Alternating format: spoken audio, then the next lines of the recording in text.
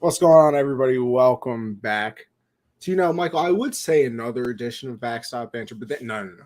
It's a special edition. Special. Always special. It's a special edition, not only because, we're back, and I like to say, Michael, that we're great, but we got a special guest today. And listen, Michael, I'll let you do the intro. You found our guy. You got him on, fellow countrymen. So I don't even. Hold up. You don't get to talk like that. You don't get to do that. That's my job here, okay? Wow, listen. I meant fellow countrymen for you, so not for me. I will say this. On my basketball show that I do with Count the Bucket, had Seth Greenberg come on a couple of weeks ago and talking for someone who's very professional voice. When he and all asked that him if stuff. the summer league was better than the regular season. I meant exciting. That's all I meant. But anyways. I get picked on a little bit because, I'm a hefty guy. I've got this country accent. Everybody's like, what's this country guy doing on here? But, what I'm so excited about this, one, it's a local boy from where I live here, probably an hour and a half, give or take a few. I mean, if the way they say here, if the bird fly, it'd probably be a lot shorter than that. But it's because of the mountains, straight. Sure, okay. Again, you don't understand. No. But anyways. It's great to have someone on here that's going to probably have a little bit of an accent with me here. He can have that little draw a little bit. It'll be great. It's totally fine. But recently just signed with drafted, let me say that, by the Mets. I know I seen a post where he was signing some papers, ready to get in there. But so excited. Corbin native here in Kentucky. That, again, Harlan would probably throw a stone close to it. But Corbin, Kentucky, played with UK. And now he has been drafted by the Mets. Bringing him on now. We have with us Chase Estep. What's up? How are we doing today? Thank you. I appreciate the introduction. That's pretty dang good. You got a little bit of everything in there, the Corbin, the Harlan County, the Kentucky. But appreciate y'all having me. It's an honor to be on.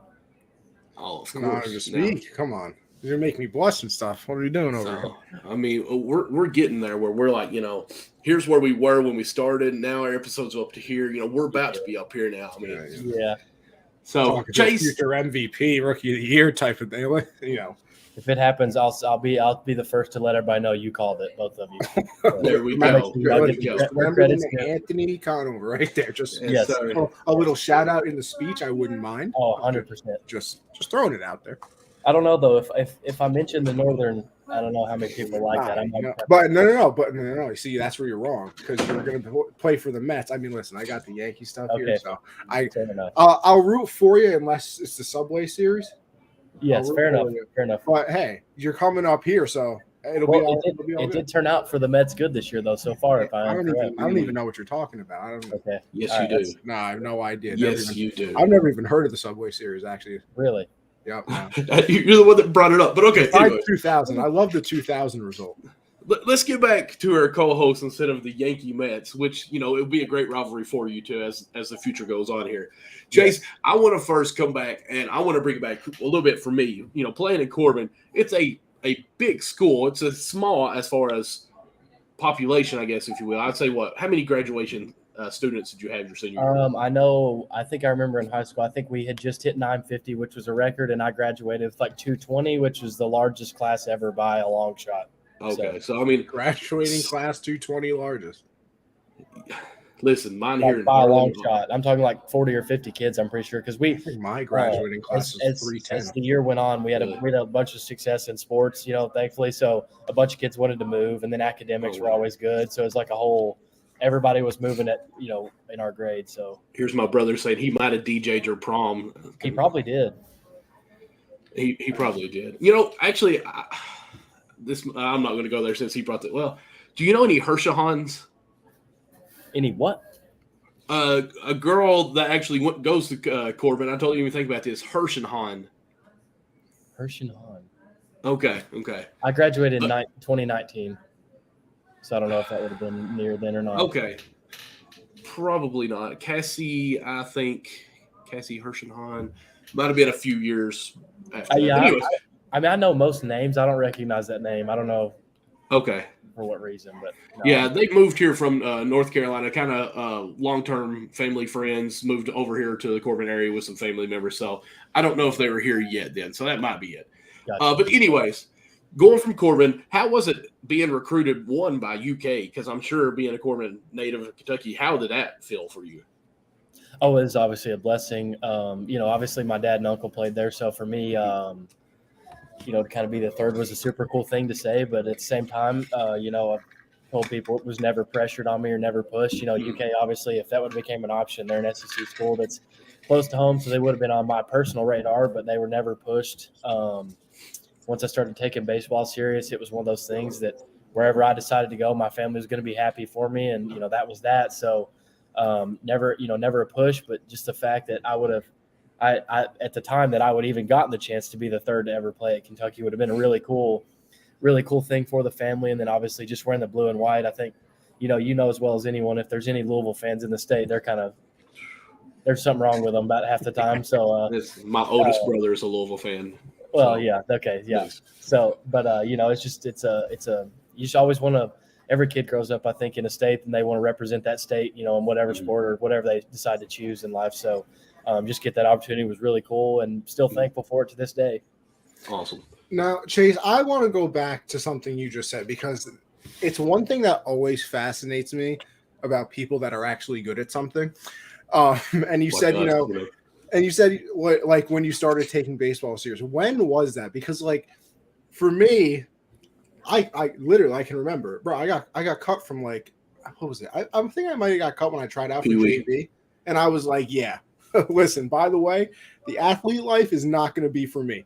So like at what point is it for you where you're like, all right, like I played baseball and here's our little fan pat myself on the shoulder. I'm actually pretty good. Like at what point were you like, I'm kind of different than other people that I could really, really do this? So I think obviously it wasn't really like the talent, gap that was really crazy for me, but I think I knew the resources I had around me to be really good. Obviously a father that was really smart with what he did. And then my uncle, I had, in your area, obviously there's a few people that know what they're doing, but overall it's kind of, I guess Michael could probably vouch. There's not a lot of people that do major sports after the college level. You just go work and you make your living and you support your family, and there's nothing wrong with that. But I just had more people than most in the area to kind of help me develop and help me figure out what I wanted to do and what direction I wanted to take it. So I'd say probably even in Little League, I just had I was super advanced with the swing, even really young, obviously going through Little League. And then once I got into middle school, I got called up. And then my 8th grade year, I got called up to play varsity at Corbin, which doesn't happen obviously a lot. And end up starting like the latter half of the year. And thanks to, props to my high school coach, he brought me up and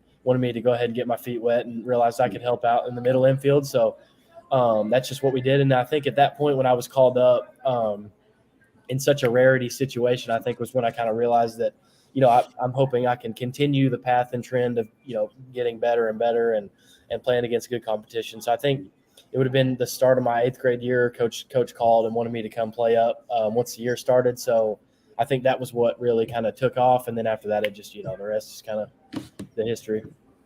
Kind of makes me go back and think a little bit, when I played Little League baseball, my dad was the coach. I batted cleanup every time, first base. Moved to my 7th grade year, and high school wanted me to play up with the team. And then I look back now. And then Michael woke up from a dream. And no, that's actually legit. That's a legit.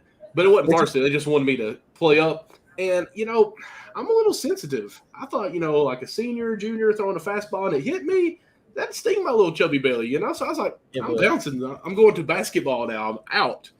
But one thing, I do say that joke. I mean, that is actually all true.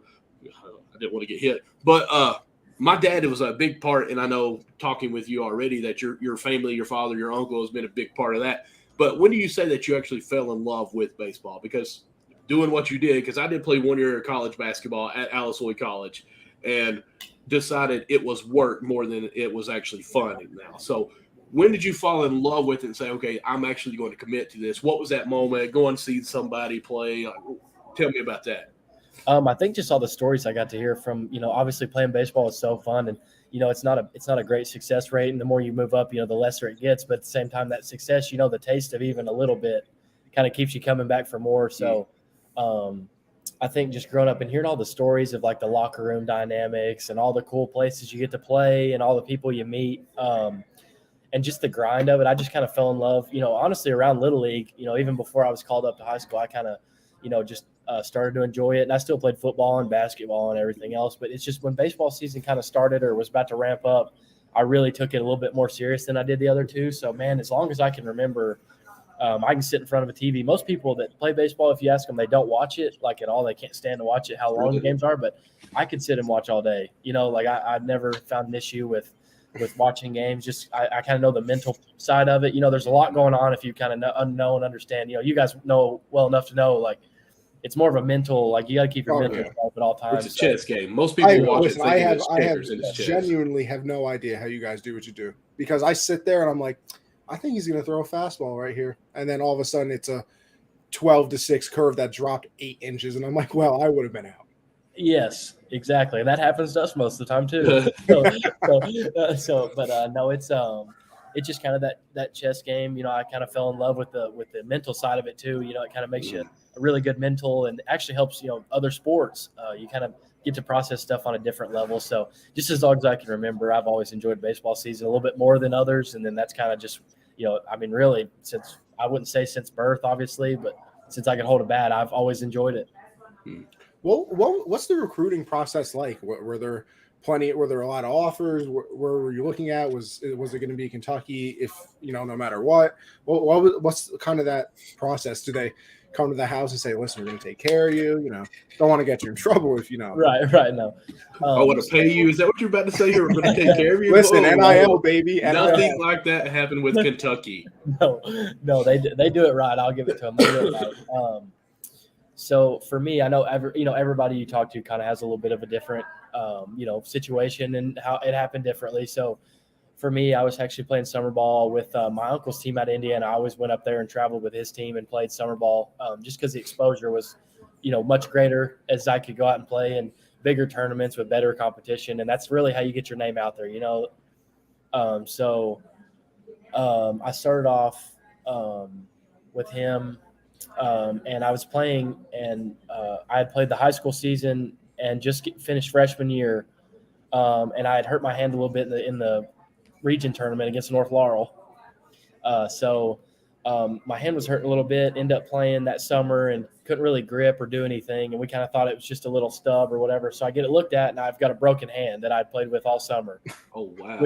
Which didn't make me look as good when people came, but kind of the whole like toughness piece. They say baseball players aren't tough. Right. Worked in my favor. So it was kind of a perfect storm. So they saw me, and I actually had a hit with basically one hand. And I was playing up a little bit. So they were like, when your hand gets healthy, we want you to come hit. And obviously having 2 family members, they knew who I was because of the name, right, which helped out, just to kind of get the foot in the door. And so, which hand was broke? In case I missed it, throwing hand or catching? Other hand. Okay. So I dove in head first into home. Okay. Kind of, baseball rule, you don't do that, and I did it anyway. Mm-hmm. So that for me, I went and did a camp at the end of the winter, and then before, I think it was actually in the winter time, I went on a visit. Met coach, met a bunch of the team, went on, did the whole campus tour and everything. Then they actually offered, and I didn't know they were going to. So, I just kind of enjoyed the day, and then they offered, and we just kind of went home. And I think it was on a Sunday night. We had went to church that morning, and just kind of it had been wearing on me all weekend, just to kind of, if you're a high school kid, the quicker you can get that decision done, it's a good thing. I know there's goods and bads to it, but that's such a stress relief when you can get that out of the way and just play. So, we called late Sunday night and told all the coaches, and they were super excited. So mine was, fairly quick and painless compared to some. So it was actually a really cool experience.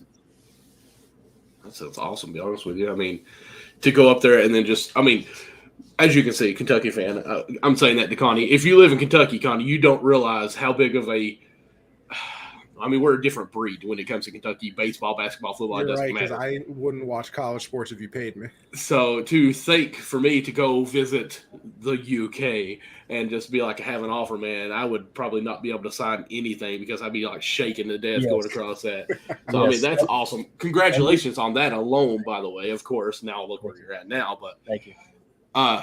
it really amazes me just to know, Connie, I know I've talked to you about where I live here in Harlan before and how poverty is with the Appalachian region, and just to know a success story like this where somebody from Corbin who has actually made it out of the mountains. Are you going to keep bringing that comment up? Michael, I am taking it off the screen. You're putting it back up. I told you, this is the most professional interview. Look, ready? I'm going to take it off right now. Don't touch it. I'm not even going to do a thing. I'm just putting my hands up here. Thank you. I really want to do it again. But let's see here. I'm just glad you're not in the same room. It'd kind of be a little bit awkward if y'all started scrapping next to each other, and I'm just kind of sitting on another camera. I'll fly down there. Jerry, now. I'm not going to do it. I'll let you do all comments for the rest of the time, okay? That's all we needed. Thank you, Jerry. You are a popular man. Whenever you decide to sell that boat on Lake Cumberland, let me know because I want it. But anyways, back to Chase. So let's fast forward a little bit. I know you went and played some other ball. I don't think it was summer ball, but in between UK, come back, did it again, I think. How was being the journey to being drafted? Because, I know COVID even have still play in that. What was that COVID season like? Because, I mean, you got a nice baseball reference page now. Congratulations, of course.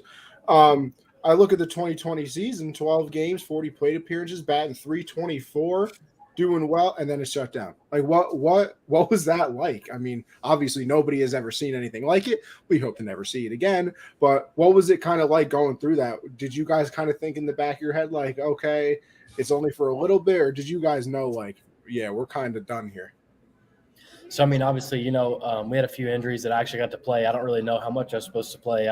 I kind of had to work on. I needed to lift and kind of take that more serious at the time. So, I just kept working and then finally got my chance. We had a few injuries that actually worked in my favor. You never want to see anybody get hurt, but I was, really happy to kind of take advantage of it, in the best way possible.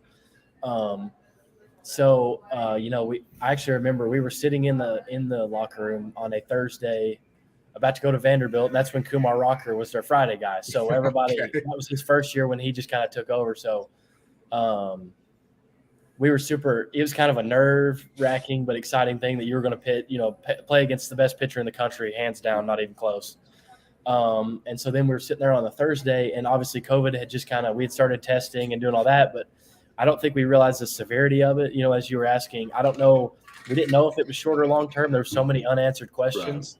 Right. So I guess for us, the best thing is we were just like, we took it as we're going to not worry about it. And if it does end up canceling something, we'll go with it and roll. But for the time being, we're going to act like it doesn't exist.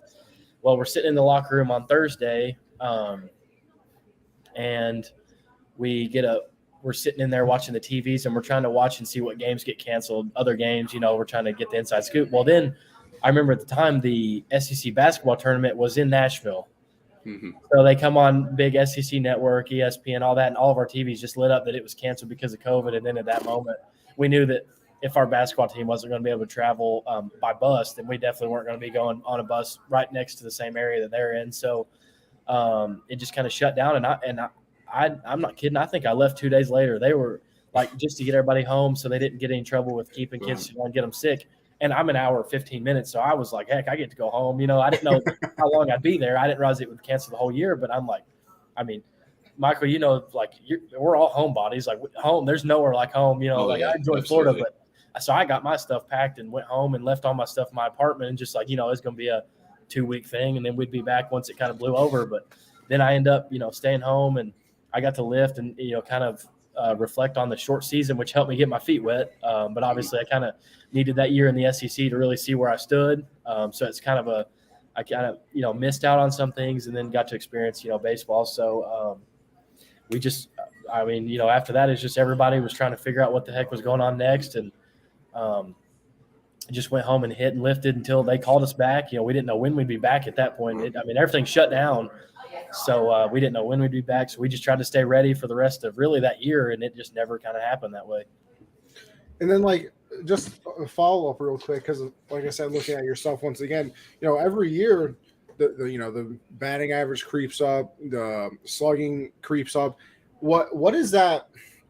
Is there certain things you work on year to year, or is it just like every year I'm working on everything, or do you hone in on okay, this offseason I really got to work on this, and then you fix that, and then you move on to the next thing, or is it always a constant circle of okay, it's this on certain different days? So I think I can speak for a lot of people. There's so many things with baseball that you could nitpick every single day that you just kind of pick a few and stick to. So after freshman year, obviously it was good for me to get my feet wet, and I was still hitting 320, which was good, but I'd only had 40 plate appearances. So I knew very small sample size in the SEC, I'm probably not going to hit anywhere near that, by the end of the year, just knowing how good the conference was. Yeah. I just continued to polish my skill. And then later that summer when COVID, I think no, I didn't get to, so I stayed at home and I just kind of reflected on the year and just I stayed in touch with the coaches over phone, and we kind of, progressed on where I left off at when we had been training. And then sophomore year was kind of rough, obviously. Average wasn't good. Power numbers weren't good.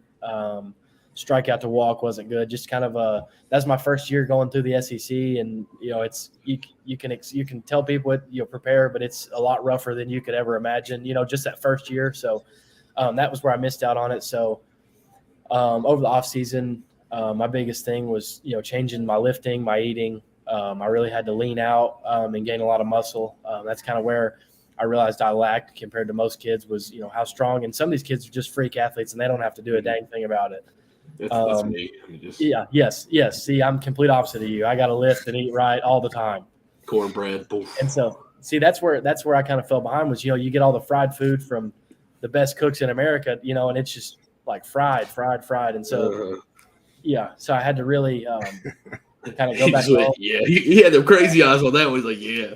I mean, it's so good though, but big cornbread fan. I think that's my favorite thing out of the South. It's good, and if you put it with a good meal, then it's even better. It just complements it that much more. I'm sorry to stop this real quick, but Connie, do y'all have gravy and biscuits at McDonald's up there? Absolutely not. See, it blows my mind. How is it not a thing? Sorry, carry on. Yeah, well, that just okay. Chase, I'm sorry. When you get up here, no biscuits and gravy at McDonald's. I'm sorry. I'm sorry for you too. You're missing out. You really are. Listen, I'm sorry for you, Chase, because you've been going up there. Michael hasn't offered to fly me down yet, so I mean, man, the disrespect. When he does the breakfast, it'll start your day off. Fun fact. I've never even had a McDonald's breakfast. Not. I haven't had a single thing from McDonald's breakfast. Not an egg McMuffin, not a McGriddle, not a single thing. I've had their hash browns actually. You never just went and got like a bacon, egg, and cheese McGriddle or bacon, egg, and cheese? Chase, let me stop you right here because I'm going to give you advice coming to New York. If you ever go to McDonald's or a fast food place for a bacon, egg, and cheese, you parking lot right away fighting. That's what we're here for. Bacon, egg, and cheese. That's our New York thing. What? That's pizza and bacon, egg, and cheeses immediately. That's what you got to try when you get here. I'm telling you. I'm helping you out. Okay. All right. Fair enough. I was gonna say. Oh no! Get a nice deli bacon, egg, and cheese. Your life is never going to be the same. I mean, it could bring a tear to my eye right now. Okay, so like when you get to New York, y'all need to like meet up and do this, and then also like we need a video of all this, and you have to try gravy and biscuits. Oh. Listen, it's not like I'm not willing. Look at me. Does it look like I don't eat a lot of things? I mean, come on. Some foods I'm like, he may or may not like. If as soon as you eat gravy and biscuits, you're going to be in good shape. Yeah. Okay, question. Gravy and biscuits, Chase. Sausage or bologna? I'm going to go sausage. Okay. I feel like that's very simple. I feel like that's a simple answer, and I've never even had it. Bologna's it's a pretty close second, but I think sausage is just I've had it more frequently.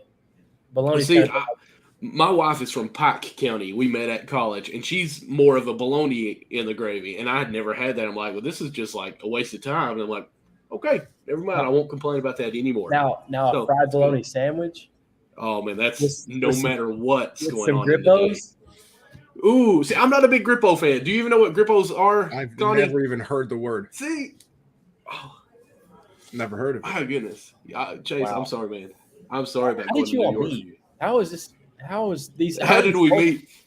We are in Unwrapped Sports Network. The network is actually from LA, and we just kind of got into it, and nobody wanted to do a baseball show. And me and Connie said, "Hey, we your guys," and we're perfect for each other. I don't know how many episodes in we are, Michael. I mean, they say that opposites attract, and you guys talking about this food and stuff. This is as opposite as it gets.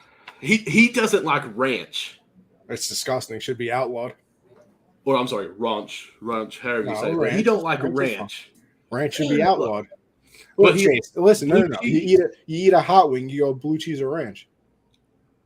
Ranch. See, I got to stop the interview. I can't. If you Now, if you eat blue cheese like and enjoy it, that is Exactly. I'm not It's lying to you. mold. Listen, I'm That's- not lying. it's I'm moldy not- cheese. It's moldy cheese with I blue. am not lying to you right now. I'm not Oh. lying. Swear on my life. There is a gallon jug of blue cheese in my fridge. That is absolutely There's- horrendous. A gallon of molded cheese in your my fridge. parents go to the restaurant depot. Of course, there's and Nightcrawlers in my and fridge. Is buy that blue weird? cheese. See, I Do can you- cottage cheese is okay, but blue cheese is just no, absolutely not. Wow. So I feel terrible for the both of you knowing that you guys like ranch over blue cheese. You have All right. you have a bucket of moldy cheese in your fridge. Yeah, I've and ranch you know what? it's You know in what? blue cheese. You know what? I've never Hey, what's felt up, better. Jason? I've never felt better. All right, Shay, let me try and redeem. Let's go with this one. Here. Bone in Thank you. Bone in or I know. boneless? or boneless. I don't think you if let me see how to say You don't this. discriminate? Nice. No, That's they're a both answer. good. No, but, you have like, to discriminate right now. Then I'm going bone in. Thank you. Thank Dang you. it. That hurts First my of feelings, all, but it's okay. boneless is chicken nuggets and should be once again outlawed. Okay, boneless is However, not though- chicken nuggets. It's a chicken nugget. I It's don't a know about glorified that. chicken nugget. Thank you. Chicken I- nugget, I'm- you only put gonna ketchup say- on. It just depends on the mood though. Like you can't really go wrong with either one though. Oh, you can. No, you can't. I've never ordered a boneless in my life. See, I don't like bone in because it's too much work and it's You don't want to messy. get your pretty It is. little hands Now, messy. see, that's kind of the thing though. Like if I'm going with, like say I'm dating somebody, I'm going with their family. I'm going with boneless because I'm not trying to like. I have it all Yeah, over. And see- this beard, see- like, See, listen, I like, don't disagree. you get- I'm settling down bone in, and I'm proving who I am. basically what he's saying. Real He's been me on or dating no for me? years. Real me or no me? But see, I can already tell you, Chase, when he's going to a date, he's got those polo shorts on. He's got a white Yeah. button up. You know, he Opening- can't get none of that stuff Opening on the there. doors, opening all the doors, See, like, yeah. the whole thing. Well, of See, course. Respect. you all my probably- man here. But you up there in New York, you probably like make her pay half her bill, I've right? never had a woman pay for a meal. Never. I mean, Not one time have I made a girl pay for a meal that I take her out. I respect you for that. See? okay.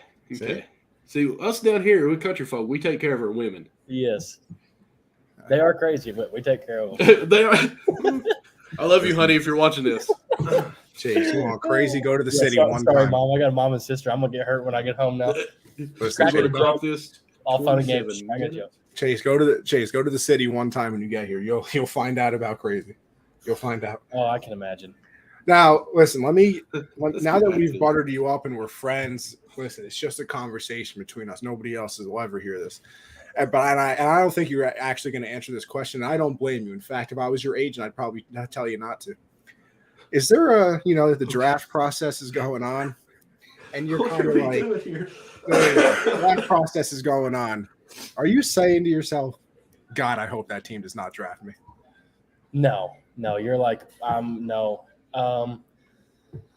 I mean, it's more of Especially, like- I'll even answer this for you too. Especially from like where you're at, like it's. yeah, no. I would say area. I'll say London below I-75, which makes no sense to you, Connie. I know. Yeah. I would say maybe 10 to 15, 20 people have ever went somewhere professional in this Yes. area. So I mean, this is a big deal. Like Yes. I don't know if you ever heard of Dalton Cornett, but he's a buddy of ours as well. He played at Alloy College, played for Lexington Legends for Yes, a couple yes. years. I've heard. I don't know much about him or anything, but I've heard. Okay, well, he's come on the show quite a few times. That's actually his bat that he Savannah designed. Bananas. and signed. How are you going to leave that one out? I was building up to it. Played for Savannah Bananas. Now he's playing for Oh, not the Lexington Legends, but the other team. The Renegades or whatever, right? Or no, Renegades, go bro. Wild Hearth, Wild something other like that. I don't know what that one is. Genos, the Genos. Gnomes, yes. Okay, Yes. yeah. So Okay, he's playing for them right now, and we've talked to him before, like about I'll say recruiting or possibly being drafted or signed, and yeah, you would like to sign to a team, but for us, first team that offers, you're probably going to say yes to it. And in your case, being drafted, it didn't matter where, when, or who. No, it was. It's just like just blessed to have the opportunity. I kind of knew, right. You kind of know, you hear about who makes it and who doesn't, kind of thing. So honestly, any team that was just going to give me a chance, I wasn't really worried about, any money value, anything like that. I knew, I just needed a chance and, wanted to make the most of it. So no, there's really not. I don't know. I can't speak for everybody. I know if you got like the first overall pick, you could probably be a little bit more selective. But right. just for anybody else, I don't know of anyone that would kind of knock a team down, or because you don't really know. You can have a team call. I was gonna say, what is that like? Hey, Chase, welcome to the Mets. They send you a text, or like, what is that? Yeah. Did you have other teams calling too? Like, I think I had 15 or 20 teams call before the draft that were just like expressing interest, and you don't really know how interested. Were my Reds one of them? No, they were not actually. How about these guys? Come on, Cincinnati? No, they weren't either. I'm disappointed in us. It was actually I think no, I don't think the Reds or Yankees. The Yankees reached out a little bit before season to get info, and then talked to me a little bit, but toward the end, no, not as much. It's just what everybody needs. Every team needs a different. Right. So, Jared would probably ask if the Cardinals. They did, yes.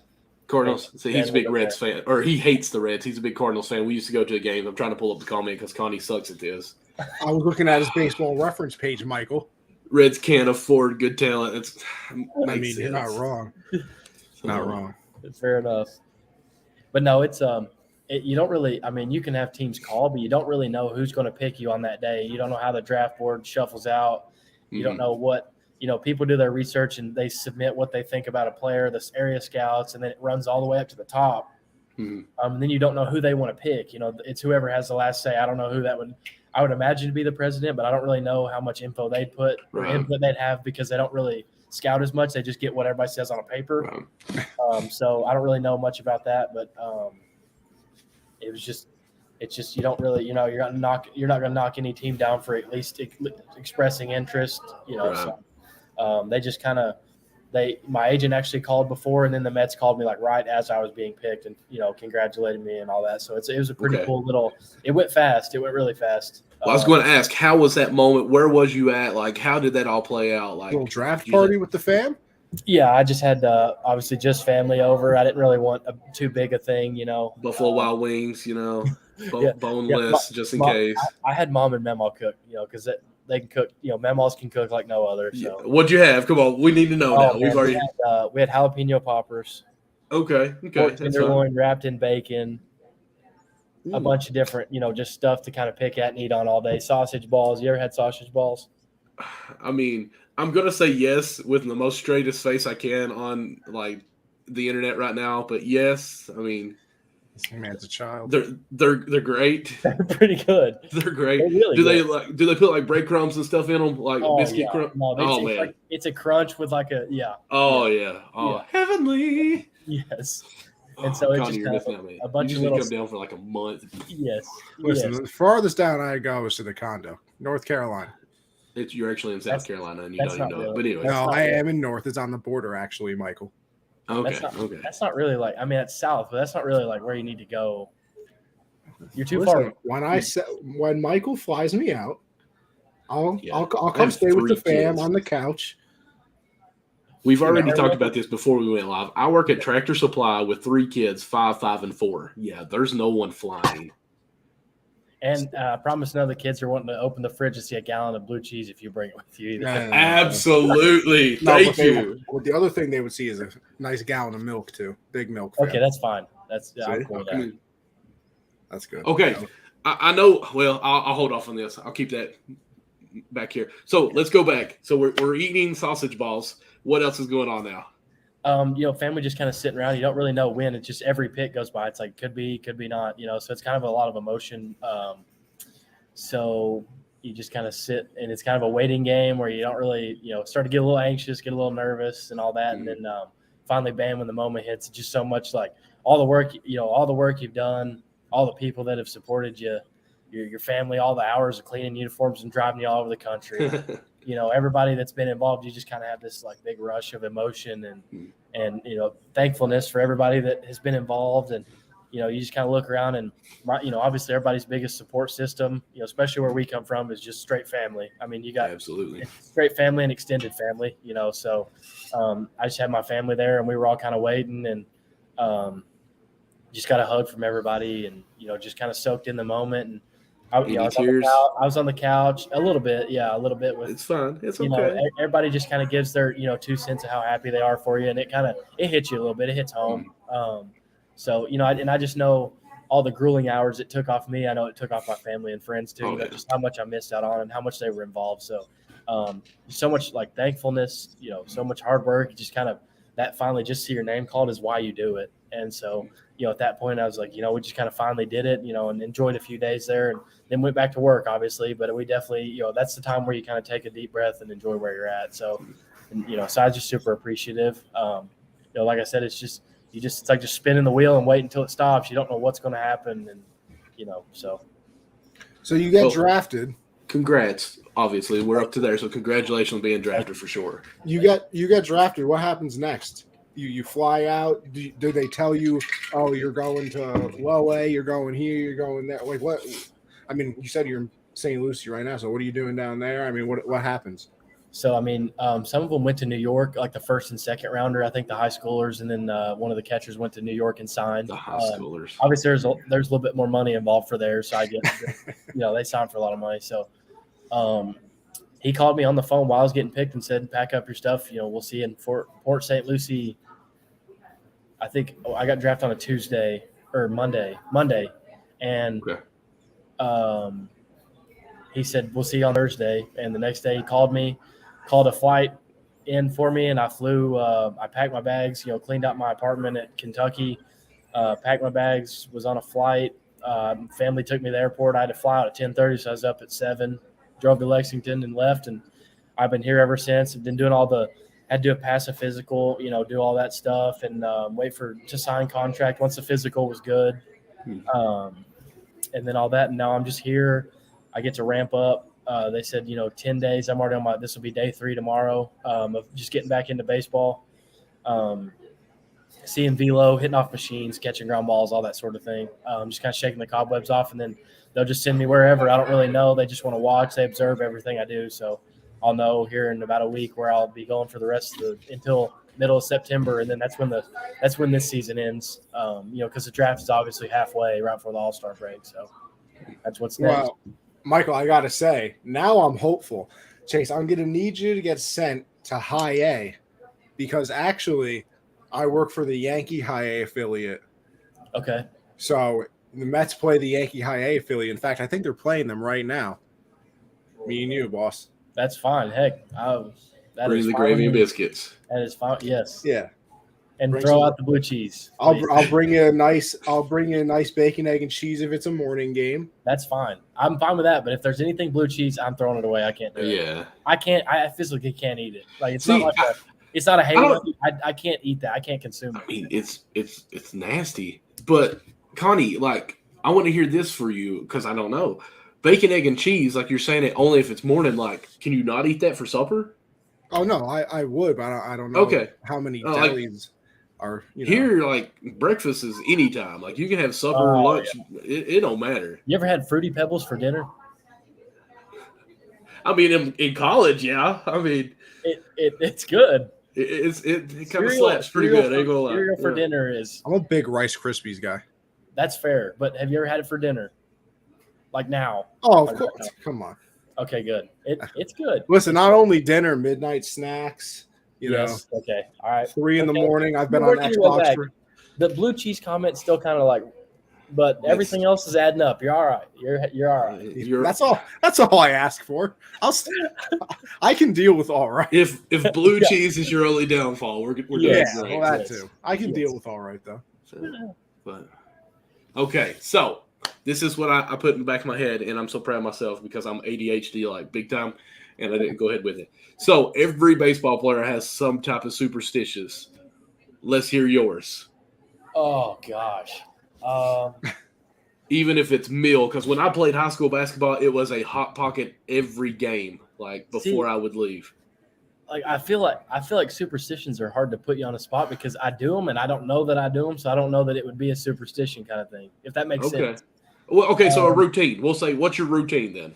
Okay, because I mean that's fair. Because I always wore 2 pairs of socks. One was the white Nike and then the black Nike, and the reverse on my shoes. Yes. People used to do that in my day. So, I mean, obviously, like I feel like it's kind of a normal baseball. Like if I'm hitting good, I'm not throwing the sliding shorts in the washer. Okay. You're just gonna have to deal with it, for the time being. I'm not throwing anything in the washer or changing anything if I'm on a roll. And then if I'm not doing well, everything changes. Cleats, if I got any extra, like just reset everything. Gotcha. Okay. But normally for me, I guess the only like superstition is I do like doing early work and going to the field like before a lot of other, everybody has a different thing. Just a hard worker, this guy. Yeah, I mean that's the hard work. That's no superstition. That's dedication. It's just like I just feel better when I go in super early, and almost have time to just wait. Really, just kind of get there super early and get my body warmed up, like loosen up, breathe, really do my routine, and just kind of wake up at the field rather than wake up before. I kind of once I hit so I don't really know. I like that actually. Whatever better place to wake up than at a baseball field, because I always try to go to a Reds game before, like when BP's going on, an hour and a half before, when it's not totally crowded. Yes. And to walk in, it always takes your breath away when it's kind of empty, just seeing the field. So to wake up and be in that moment where nobody else is around, that's pretty cool. You think of the movie Major League when what's his face, the catcher gets up there, points, does the whole run and trots around, to be by yourself. So I love that actually. That's pretty cool. It's not. I guess it's not really a superstition. Maybe I just kind of have the superstition of if I don't do my routine or I don't give myself enough time, I just don't feel right. Maybe. Right. But I don't really have any crazy. I wish I had a crazy story to tell, but I don't. In the morning I go get like a Rain energy drink, and then I get like a hydration one, and I just kind of drank the same brand maybe every day. I did that. I don't know. That's kind of more of the routine, back to it. So nothing too crazy, but I definitely had a routine that I was super picky about, super neat. My locker was always clean. I guess that always kind of freaked me out too if it was nasty. So I don't know, maybe more routine than superstition. I like it. You have a favorite? You have a favorite moment? Little League, high school, college, one that sticks out in your head right away? Beating Tennessee 2 out of 3 at Kentucky. Hey, it was just like, and not so much. I talked to. There's a kid that got drafted by the Mets from Tennessee, and we're already, really close and cool that we played each other, But it was just, if Corbin's. I'm 25 minutes from driving right into Tennessee, so there's a lot of fans the closer you get. So. And obviously, Tennessee the last few years has been unbelievably good, and so just kind of loud in baseball too. Yes, yes, in a nice way, loud. I'll say that. So I think just to kind of win at home, is always a really cool thing. Then obviously I have plenty of high school football stuff. I think Michael. I remember about every play of high school football, in this area, but just college-wise, I just think beating Tennessee at home was really good taste in our mouths. Just them being so highly ranked and being so good all year, and them coming to us and when us beating them on our field, it was really cool. So, were you on the football team when y'all won? Did y'all win state? We got beat by 1 point my senior year, and then we got beat. Boyle beat us by 2 touchdowns my junior year. So we went back-to-back years, but dice didn't roll in our favor. My bad. Michael, I brought up good memories. You bring up bad. My bad. Unbelievable. So what's been your wow moment so far? Obviously you should have a lot, but what's the one that sticks out? Like maybe someone you met, oh wow, okay, this is legit now. Who's been the one person, or what's been your wow moment? Like baseball's got me here. Oh man, let's see. I think the first answer would just be getting drafted, obviously, just to kind of course. Fair. It was kind of a 2-step thing though. At first, I was at home and kind of putting all my stuff together, and everybody in Corbin was congratulating me and appreciate all that. But I don't think it really sank in until obviously I kind of got the whole thing shebang now, so it kind of hit me a little bit more once I got here. But I think just like I said, I think just like getting drafted and that having so many other moments in it that I thought of when it actually happened. That's kind of a loaded answer and loaded question, but It's fine. like I said, just all the hard work and all the determination to make myself better and constant adjustment to the swing and the body and everything else. I think that was the moment when, kind of finish up your career at Kentucky and know you have a chance to move on and continue playing was really my moment of like, wow, like now I can hopefully be a beacon that, a kid from our area can do that and be successful and find the resources and search that help and search that, find that motivation and just show them that like, I'm not the biggest kid ever. I'm, 6 foot with shoes on, Gotcha. like 190, 195. Me too. So it's like, it's just, you don't have to be the biggest, but they say the hard work beats talent. And, I live and die by that. I was never the most blessed anywhere I played at. Kentucky, I wasn't the best player on any of our teams. But, I just kind of worked in silence and really never took a day off. I went to the local gyms at UK that are free for students and, at 9 and 10 o'clock at night because they were open till midnight and nobody saw that. And so now it's kind of just in a roundabout way. I think that was my wow moment of like when I was 0 for 20 and I was still going to work out at 10 o'clock and I'm like, why am I doing this if there's nothing coming out of it? I think now it's like, you know what, like maybe even doing it when your body hurts and when y'all got other schoolwork going on and you get it all done, I think it just kind of you're like, man, that's the moment where you're like, I get a chance to do something that not a lot of people do. That's awesome too. Go ahead. I mean, yeah, that's unbelievable. I'm still going and working, and it really is the little things, the things in the dark that eventually come to light. So was there somebody, I mean, I just saw Judge hit a walk-off home run, so I'm happy now, but is there somebody that you in the majors right now that you looked up to, growing up or, modeled your game after, anything of that? And it can't be anyone that plays for the Astros. Had a favorite team or anything? Nobody likes the Astros. Nobody. I don't really know. If I'm trying to think how to make this make sense. I didn't really have a favorite player. I just liked watching everybody and their style and seeing how it worked for them. Maybe if you know what I'm saying. I mean, I kind of compare myself to maybe like a Joey Wendell. I don't know if you know who that is, but he's a left-handed power bat that just kind of like he's more unorthodox than me. Those damn Rays. Yeah, but he can just play everywhere, and he's just a utility guy that, he just like flourishes at every position they put him in. He's never in the same spot, but teams love that. So obviously I'm listed as a utility. I'm not really a kid where it's like, where do you play? It's like, I play here and I'm going to stay here. It's just like I play wherever they tell me to go and give me a glove and teach me how to do it. So you think that gives you an advantage over everybody? Yes, I think. I would agree. By the way, the more you hear, your way up. Obviously, people give you, the more positions to play, the more stock you have. That stock's a big word now. But I just think, just having playing football and playing multiple positions growing up, you just kind of have that willingness to move around. Because I was a quarterback at Corbin until senior year. I played other positions, and so I just kind of learned, through that how to adjust and maneuver other positions and how to learn them and how to still help. So.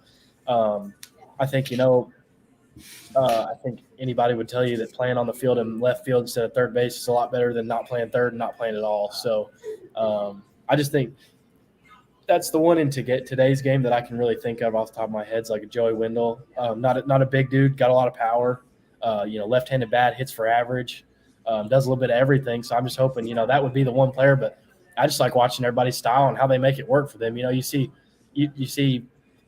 4 or 5 baseball games a night, and you're not going to see one swing or one throwing look even close to the same. So I think that's what makes it cool, and that's what makes it special and different.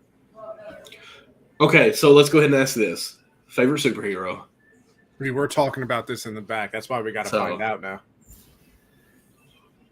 Okay. I mean, if it's Marvel, it has to be Spider-Man. I don't care who you are. Now, hear me out. It really doesn't have to be.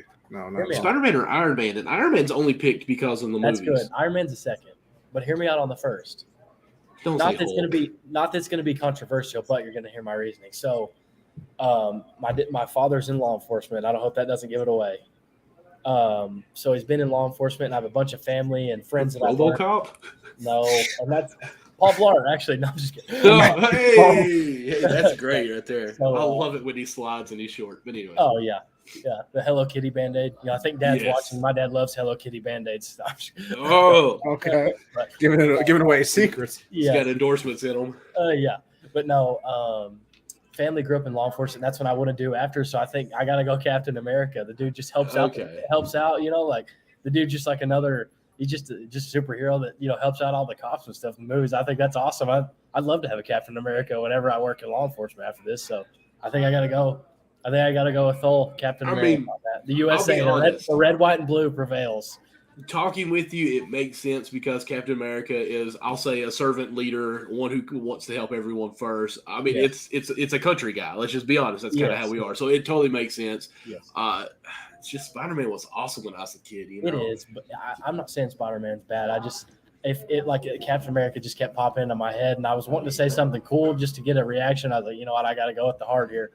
You know what? I don't think anyone could say Doctor Strange is their favorite superhero. I don't even know who that is really. I mean, I know of him, but I don't really know that I've ever seen that movie or anything.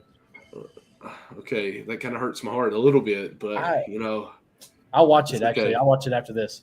There you go. Right, well, I mean, when's the last time you watched any of the Avengers or anything? It's been a while. Yeah. Michael, this man is too busy. He's already said he's been working out. Michael, the slight flex that we kind of missed, we're back at the team. There's a reason he's a professional baseball player, Michael, I'm here. Let me walk you through it. If something falls through with law enforcement, I will become a professional movie watcher. I will. I'm going to see if totally. We got this little baseball thing to handle first, You could also join, you could be a co-host with us on a Backstop Banter. I mean, totally fine there. Well, I'm gonna have a big shield behind me. That's fine. Anybody else wants to come join us, tell them that you had a fun time. Well, you can lie to them even if you didn't have a good time. Yeah, no, this has been good. We're all over the place, and I love it. Listen, I love it. Listen, the banter is part of the title. It is. Here's my list of questions that I prepared beforehand. There's nothing on there. I'm sorry. Wait, that's the best kind.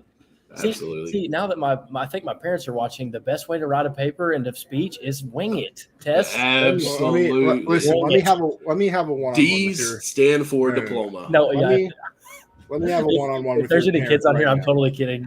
Go to school. Captain America. Yes. Listen, kids. Let me have a one-on-one right now with the audience.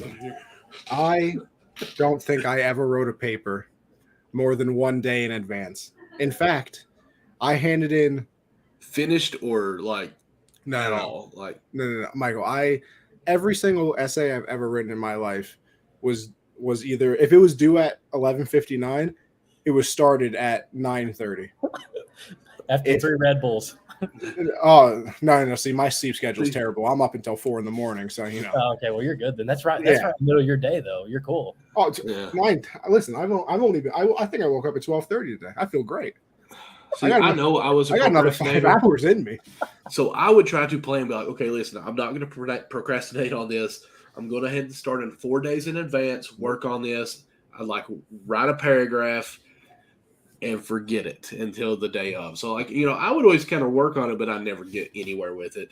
It was always the last minute. Michael, I got to get back to where I was going, though, with Chase before. Listen, we missed it a little Not blue cheese. We missed it. No. We've established this. This man was talking about quarterback at the football team, big baseball star, drafted by the Mets. Michael, let me give you a hint. You're not the only one in his DMs. You're not the only one. The DMs are popping off for the kid right now, and I'm proud of him for it. No, on a serious note, I guess. Thank you. We try to. A lot of them were friends and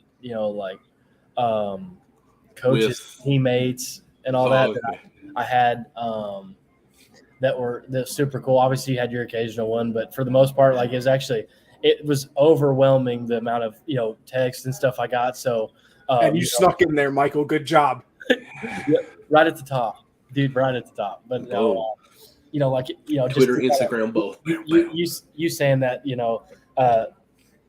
of thing. Just the crazy support of everybody within 30 miles was texting you just to congratulations and just extending their hand out saying, congrats and singing your praise. So, I can't thank you to everybody at home enough. I don't know why that was the thing that brought that up, but I just had so many texts and even Facebook messages and Instagram DMs and calls, and voicemails, and just so many people reached out just to say congratulations and took that time out of their day. So that just made me that much more appreciative of, where I come from and all the people that support. And, you get all the texts and calls about people that actually watched your games and send you newspaper articles they cut out. And you're just like, man, this is really like, you're doing this for a lot bigger purpose than just you and, your success. So it definitely humbled me, and, super appreciative of all the things that positive that came out of everybody, to send me their congratulations and stuff. So Jared wants to know if any of your rivals reached out to you. Rivals in high school or college? He said any rivals you didn't get along with reach out. I want to go high school personally because I know the high schools. So I want to know that first. Like, has somebody be like, man, I struck you like 4 times. Are you serious? This is my moment. Honestly, believe it or not, as close as everybody was, you got Knox Central and South and North, and we're all just right there in that little Tri-City area, as they call it. And even, Harlan County and all the Somerset and all those schools a little bit further.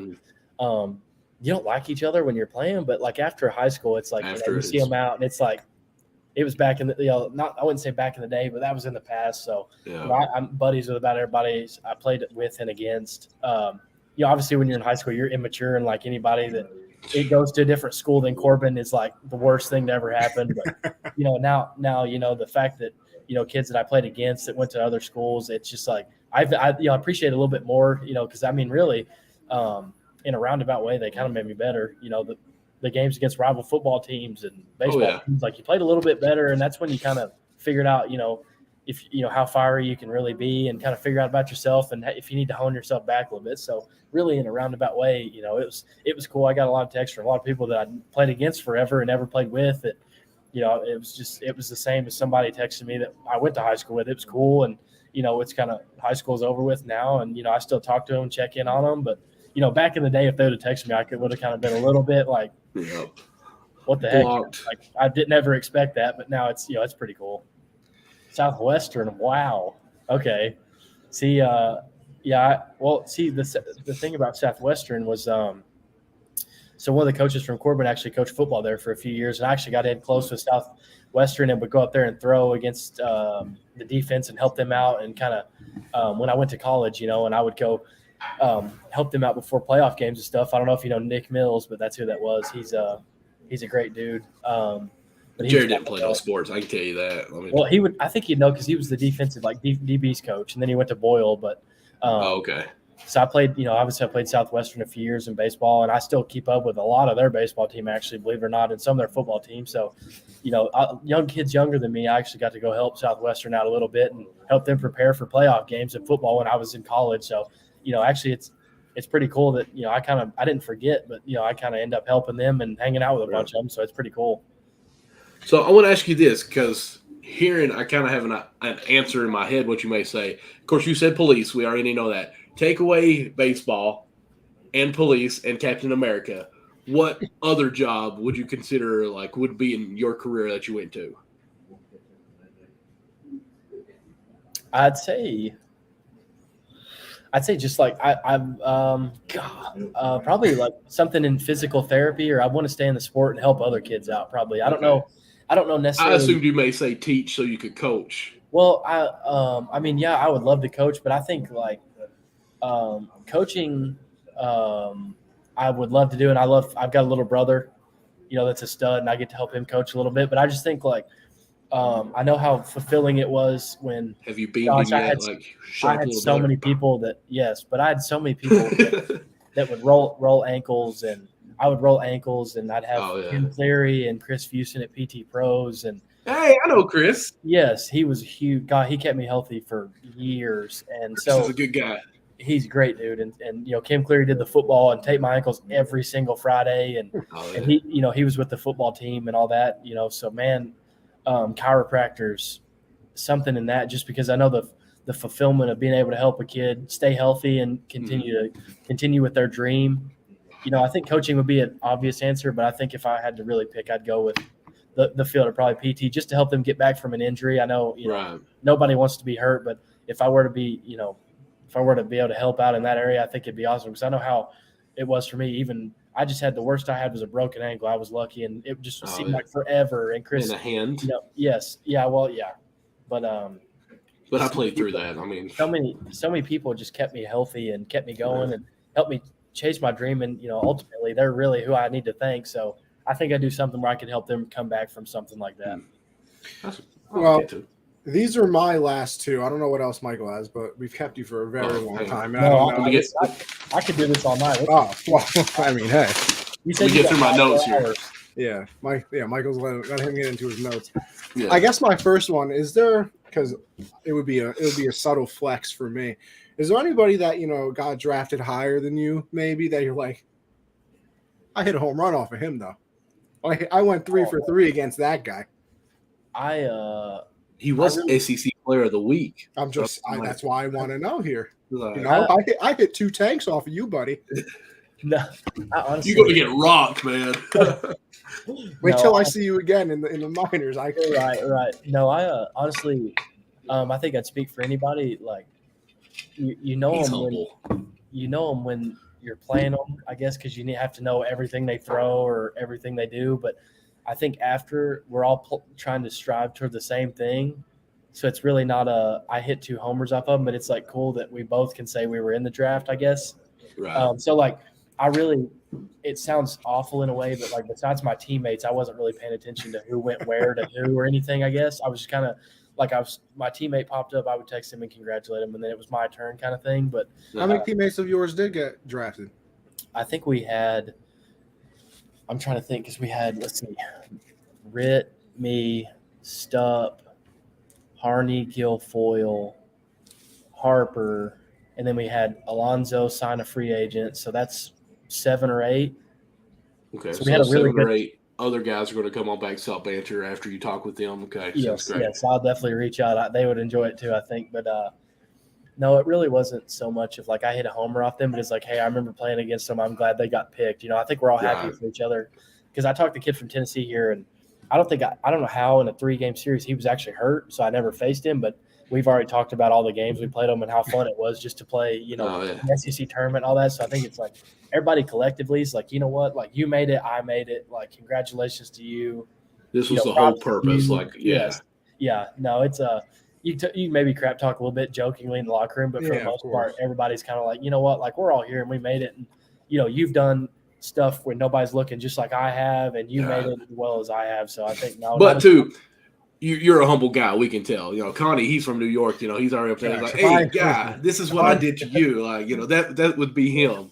Listen, if I hit a home run off a Jack Leiter, so I see him in the minors, that's the first thing I say when I get to the plate. Oh, first 100%. thing.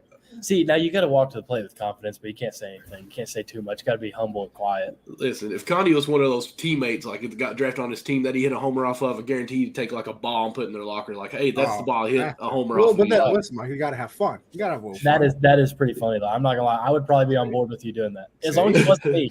If I was a pitcher, just as long as it wasn't me. Yeah. That's understandable. So I mean, I guess this wasn't originally my second question. But now you got me thinking about it. It might be hard to answer now though.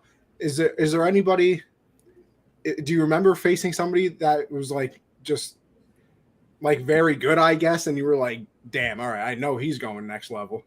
Okay, so I think I can go year by year. Or maybe the best player you faced, I should say. I guess. Okay, I got like a lot of answers for this kind of in a different way. So I got sophomore year, first year in the SEC was Kumar and Leiter, Friday and Saturday. That was just horrible. It was horrid. Even how'd you do?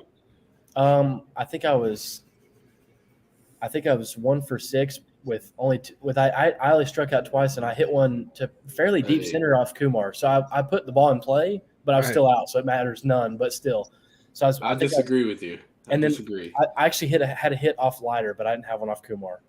Okay. So it was. I mean, it was cool. I mean, you're not supposed to get a hit off those guys, so if you do, it's like awesome. And then this year would be Jonathan Cannon, who was Georgia's Friday guy, and Tennessee's entire staff. I mean, I mean, in total honesty, you've got the first pitcher selected next year, Dolander. Burns was their Friday guy who had under. Who's the one that was throwing 100, like over 100? Yeah, and then you got the Sunday starter had the lowest ERA in the country, and nobody even paid attention to him because he didn't hit 100. Then you get into the back end of their bullpen, and you've got one of the best side armors in the conference and in the country. You got a kid throwing 105.5, and then you've got a lefty they had that would throw 72 mile an hour, and it was unhittable. Connie, you really got to dip into this college level, like Twitter stuff. Like it's telling you, he was throwing 105 or 100.5. No, 105. 105.5. He threw 106. It's the hardest pitch ever thrown in college baseball. What was his name? His name? No. Okay. Now let me ask you a serious. I don't know how you didn't know that with having a baseball show that someone in college pitched 105 miles per hour. But Michael, you know the answer to this. I bring the knowledge. So Michael, you know this. I loathe the college sports. Hate it. Makes no sense. Chase, I know. He lives in New York. They have no college team. What, Syracuse? Yeah, you guys got Kentucky and all the down south teams. What do I have? Syracuse? Maybe. But I will say though, being a college athlete, I think the game is played at a much harder pace and a lot more energy.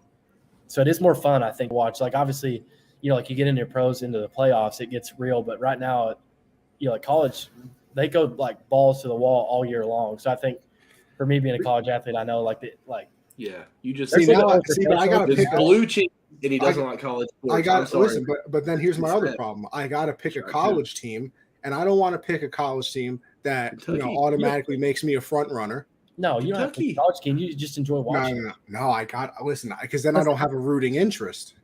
No, but we have a draft to play for, so we're still and then once you get there, then the minors, obviously you got to play to get up, so you're still there. By the way, speaking of those minors, I'm really hoping you get to high A because I'm technically a little secret between me and you, Chase. I'm technically not allowed. Watching. Yeah, nobody's listening. I'm technically not allowed to accept autographs at the job. It's in the handbook.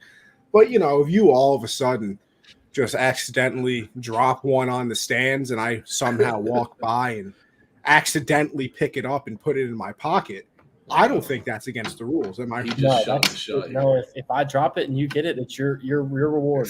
Okay, see, at least we're on the same page. Baseball card. You just see me a baseball. That'll be something I send out to everybody once I get. I think that's pretty cool to even have a card. Absolutely. Yeah, I accept. Yeah, cool. Me and Michael accept any free things. What if I get an address wrong that just shows up at your front door? Are you cool? If it accidentally showed up, a signed baseball accidentally shows up to my door. If you send it to me, please put Blue Cheese Conover. That's fine. I'll accept that. Anthony Blue Cheese Conover. Beautiful. New nickname, everything. That's just nasty. God, we got to get past it. That's just a stump in this whole thing. Yeah, it's a listen. I accept that you guys like ranch. You can't accept my blue cheese. No, the cheese, legit cheese, is not blue. It's rotted. You can smell it. That's rotted cheese. That's the blue. Is with a nice hot wing, delicious. Ranch smells terrible. Okay. I could gag right now. Being a Kentucky athlete, let me back you. I'm just gonna. I could literally gag.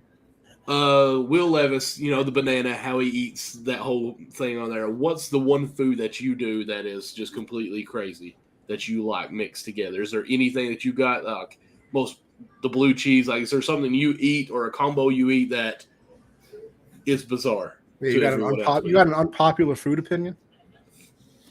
Oh, I'm trying to think. That's a really good question. Of course it is. What'd you expect? This is Backstop Banter. Well, not from me. The only thing weird that I would say, and this is kind of not really weird, but it's going to freak you out, and I'm dead serious. For the last I feel like now the pressure, I have to freak out no matter what. Since last summer when my sophomore year ended of college, that I've had one in my vicinity of 30 minutes. I've eaten Chipotle once every single day because it's healthy, and when I was dieting, I ate it every day. I ate it today, actually, too. Every day you have ate Chipotle. because what I get is healthy, and I have to diet, and that is quite literally the easiest and most consistent option. And I have eaten it, and I can have people attest to this. I literally have eaten Chipotle. I ate it every day at school. I swear. Hey, Michael, Chipotle. Michael, you thought no, hold on, Michael. Listen, ready? Michael, you thought the barrier between me and Chase was far. Watch this, ready? I've never even been to Chipotle. Never, not once. I haven't either. Okay. But I live in Harlan. We don't have any Chipotles anywhere near here. That's why I said. Listen, I think the closest one to me is like a half hour too. So I mean, well, can you at least try that for me if you're going to drink blue cheese for the rest of your life? At least do the drink it. Can you at least? You have a bottle of it. You definitely just stick a straw in it and just suck it. Oh, see, no, listen. I'll tell you what. Listen, I like it on. I don't believe it. I don't think you have a gallon. I swear to God, I have a gallon. I would go and get it right now, but I'm not getting up. I don't. Because you don't have it. You don't. All right, fine. All right, fine. Michael. No balls. No. Michael, talk to Chase. I'll be right back. No balls. I'll be right back. Listen, I'm going to go get it right now. Listen, when I come back, I want an apology.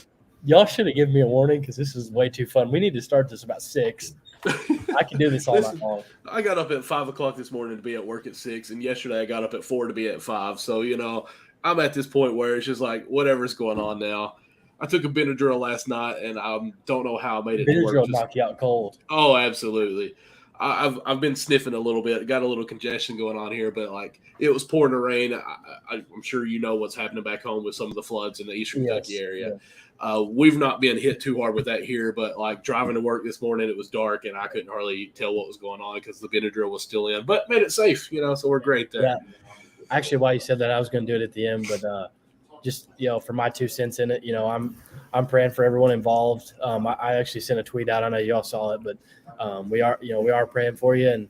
And I think I just kind of want everybody from that area to know, no matter, if I do make it to the pros, if I don't, I'm never too big to I'll claim where I come from 10 days out of 10. If you don't like it, then I don't really like you. So it's one of those things that, we are praying for you. And hopefully when I come home in mid-September, I'm going to be able to help out where I can and do anything that I can to help. So we are praying for y'all. Just hang in there. And as soon as we can, send you help and help you figure everything out down there, and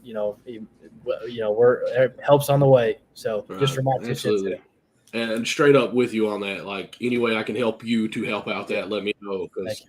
I just I don't know how much money or availability would be good, but I just I'm not really worried about that. But I'm just gonna go down there and help any way I can, and if that's just doing very little and helping, get people back on their feet, any way I can. So I'm going to definitely go down there for a few days in the off season. And the Mets have actually been really cool about knowing that's an area near me. So actually the guy that recruited me or scouted me texted me today. So I appreciate him. So, people see it, and this is actually going, not just statewide, it's going, nationwide. So I think it's really cool. I was like, some of the best people you ever meet are down there in the mountains that just never want to come out.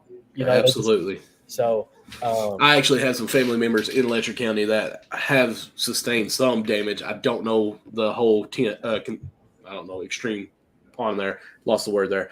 But, they kept texting us, the family chat and everything, and saying, we're okay. Those are material things. And they're never going to tell you the truth. They don't. Right. They're never going to really be honest. So don't want to worry about it. Just for my 2 cents in it, I'm praying for everybody involved, and it's just I can get home and help any way I can. I'm definitely going to do that. And if an idea comes to mind, we need to get together and do that. I'll definitely end up doing that. So just there's my 2 cents in it for anybody watching. We're thinking about you, and it's anybody got a lot of people wanting to help whenever this is done. Right. Connie, just letting you know, I don't know if you know what's going on. I saw your tweet. I did see your tweet. Okay. About that situation. So. About 3 counties just straight across, actually both from where I'm at, probably just east of Corbin where he's from. Yes. There's been 7 to 8 inches of rain that has fallen in 24 hours. And here in the mountains, it doesn't go anywhere. It does. Yeah, everything goes down. So if there's a creek, a branch, or anything like that, it's going to flood. I'll be honest. I used to live in Pike County. That's where my wife is from. We lived there 2 years. There was a holler that had a old abandoned mine that a flood like this happened, and it broke the mine free too. That had the wash and everything with that.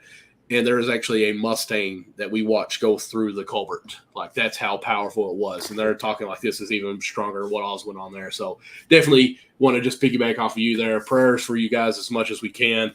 Anyone that needs any help or are helping anyway, let me know personally at least, because I am biting at the bits trying to figure out a way that I can help, because a servant leader is one of the things. Let us know. We let everybody else know. Right. Tweet it out from all the accounts we have. have. I did tweet it, so if y'all want to retweet it, it's absolutely. Even though I came from Corbin, I'm not affected. We were talking before. I've got family from Harlan County. Right. Mama's from Lynch, and over there, right in Virginia at the border. So, right. As east as it goes, and I've known plenty of good people from Prestonsburg, Paintsville, all that way, and all into Pike County and Letcher. So a lot of good people. So we're thinking of you, and if there's any way we can help, seriously, let us know, because I'd love to just give my even if it's me come down for a day and just help move some stuff and then leave, like whatever I can do to make it easier on that. So sounds good. Sorry, we're kind of messing around, having fun, then kind of a little serious, but you got serious. Now we're gonna go back to blue cheese after that. Listen, I'm sorry for the segue. Prayers to everybody. But if you ever want a gallon of blue cheese, no, I need that closer. I can't see anything on that. Gallon. That looks like ranch to me. Look at that. Gallon blue cheese. That's not a premium dressing collection. That's like, where do you buy that at? I told you, the Restaurant Depot. God. It's technically that's where the restaurants buy all. It's like a restaurant supplier. But my Nan, of course, Nan. She buys like Parmesan cheese from there because big Italians over here, so we need cheese every time on every meal. She buys literally like $300 wheels of cheese. So we had to get a Restaurant Depot pass. You know what? I hate to say it, but I'll respect that you at least get the best cheese and blue cheese there is. You don't just go for this cheap stuff, but still that's horrid. But also in a roundabout way, I'm also like, why are you spending that much money on blue cheese? No. See, the blue cheese is like $18. Okay, I was that double-edged sword. Yeah, $18 for a gallon. I mean, hey, I think I'm getting it's a gallon. I think I'm robbing them. Random question: how many people are watching this right now? How many people have stuck around for an hour and 15 minutes? Does it even say? We don't really get into the numbers. Look at this. There's been quite a few, at least. Yeah, I think we broadcast this on so many different things. It's hard to really keep up like I just want to show my appreciation for an hour and 15 minutes, and that he actually pulled out a thing of blue cheese on this show. It's the first time I've ever showed anybody too, Chase. And this is the first time he's ever got up like off of a seat during a recording that we've ever done too. So are you in like a state of regret now? No, not at all. In fact, I've never been this proud. This is the proudest moment of my life. Listen. Oh, listen! You play for the Yankees. Listen, you're in the Yankees' little brother. We get crazy eyes from Chase now. No. All Chase. We're free here. Listen. This is just a reminder that the Mets are our little brother. They are our little brother. Andrew Benintendi, though, that's a really good move. Went 0 for 5 today. 0 for 5 in the first start, but Judge hit a walk-off, so it's fine. Did he actually? I wasn't watching it. Hit a walk-off to left center. 4:30. So I'm ready for Gallo to be a red now, because that's obviously what's going to happen next, right? Gallo is the worst baseball player in the history of the MLB. I would literally trade him for another gallon of blue cheese. I swear to God, I would. I knew exactly when you said I would trade him. I knew exactly that's what you're going to say, and that bothers me. That really bothers me. Chemistry in fact, I don't like Gallo so much. I would trade him for a gallon of ranch. And I think ranch should be outlawed. I don't know. How do you listen? I also hate pickles. Disgusting. That I can get on board with. I'm not a pickle. Now, really? Here we go, Chase. It's pitiful. Yeah, if you're just giving me like a raw pickle, absolutely not. No. I don't want a pickle on any hamburger. When you say raw pickle, what are we talking about? Like a cucumber or like a dill pickle out of a jar? Yeah, pickled jar. Yeah. Okay, we'll see. I have had to drink pickle juice for cramps though, just so I didn't get a cramp. Yeah, no, it was not something that I did for taste. It was for I don't like store-bought pickles, but we can our own pickles here. My dad does a huge garden. Now, those pickles are delicious. Canned pickles I can eat, but I'm saying You should go crack open a dill pickle jar from the store. You should be thrown in prison. I agree with you on that. Yes. So I'm okay with that. Now a good like fried pickle.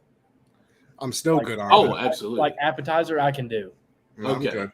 Like some fried pickle, I can go with. With ranch, not blue cheese. Yes. Yes. Absolutely.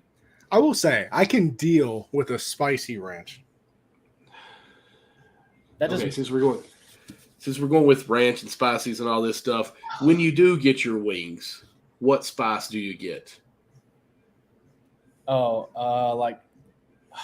like 3 levels down from the hottest. So I'm like, Okay. I'm pretty far up there. Okay. Yeah. What a man. I'm not that man. I can't beat that. I'm See, a I'm right there Parmesan with Chase. garlic. I put hot sauce on everything. Now, Like everything. Now, like, Pickled bologna. but there is a nasty. point. There is a point where you can put way too much hot sauce on wings. This is true. So you're more. See, Chase, are you more of a I like them crispy or saucy? I like it more crispy. Crispy. I would rather you give me stuff on the side and let me dip it than just dump it all over my wings. Okay, I'm with you on that for sure. You know, We're like onto I'm not trying to eat like. Listen, me and Chase right here, we're on to something. Because I've actually, and I think we found our bonding point. You did. Just don't say the blue cheese thing anymore. Don't If say we're that. We're good. I feel less of a man for saying this, but it's just us two. No one else is watching. But like I've taken like when there's too much sauce and put it in a napkin and roll it to get half of it off because that's so bad. I understand the idea, but I've never done that. And I just okay, because but I've definitely thought about it. I have, but there's too many people watching me, and I'm like, I don't want to be that guy. No, hey, offense. the wife is in here. No offense. Hey, Schnookums.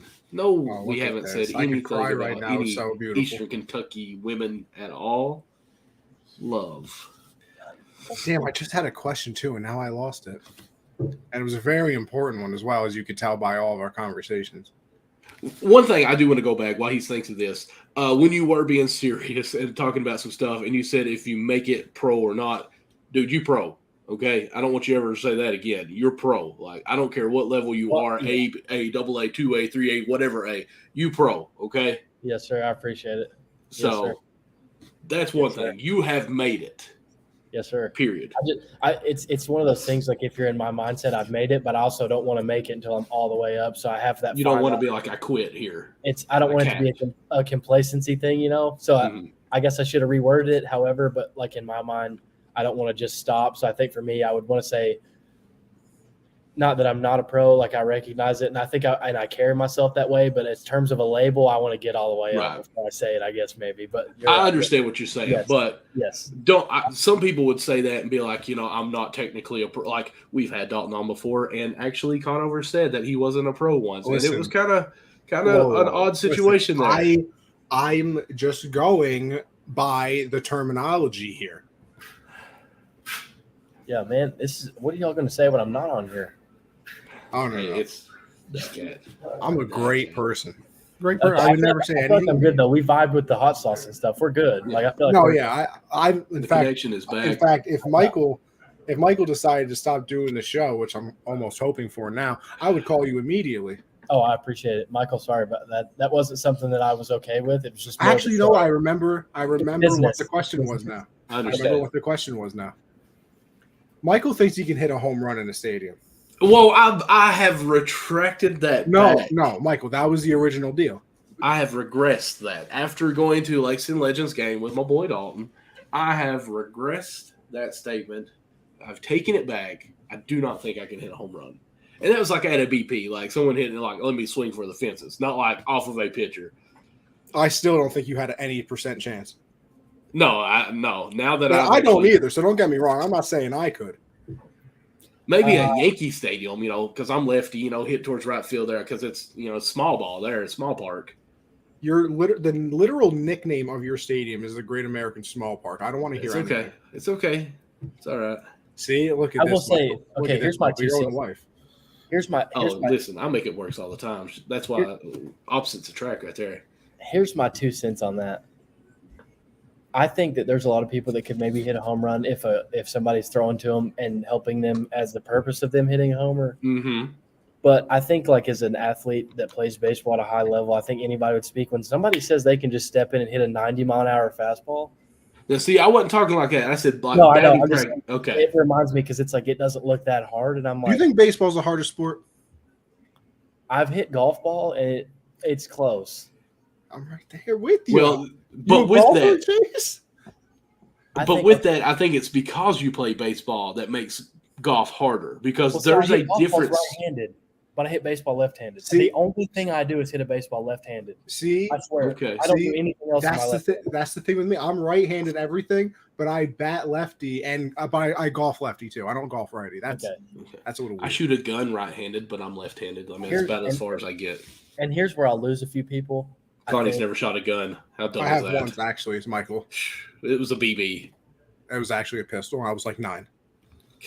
Messed my ear up because he didn't give me any ear protection.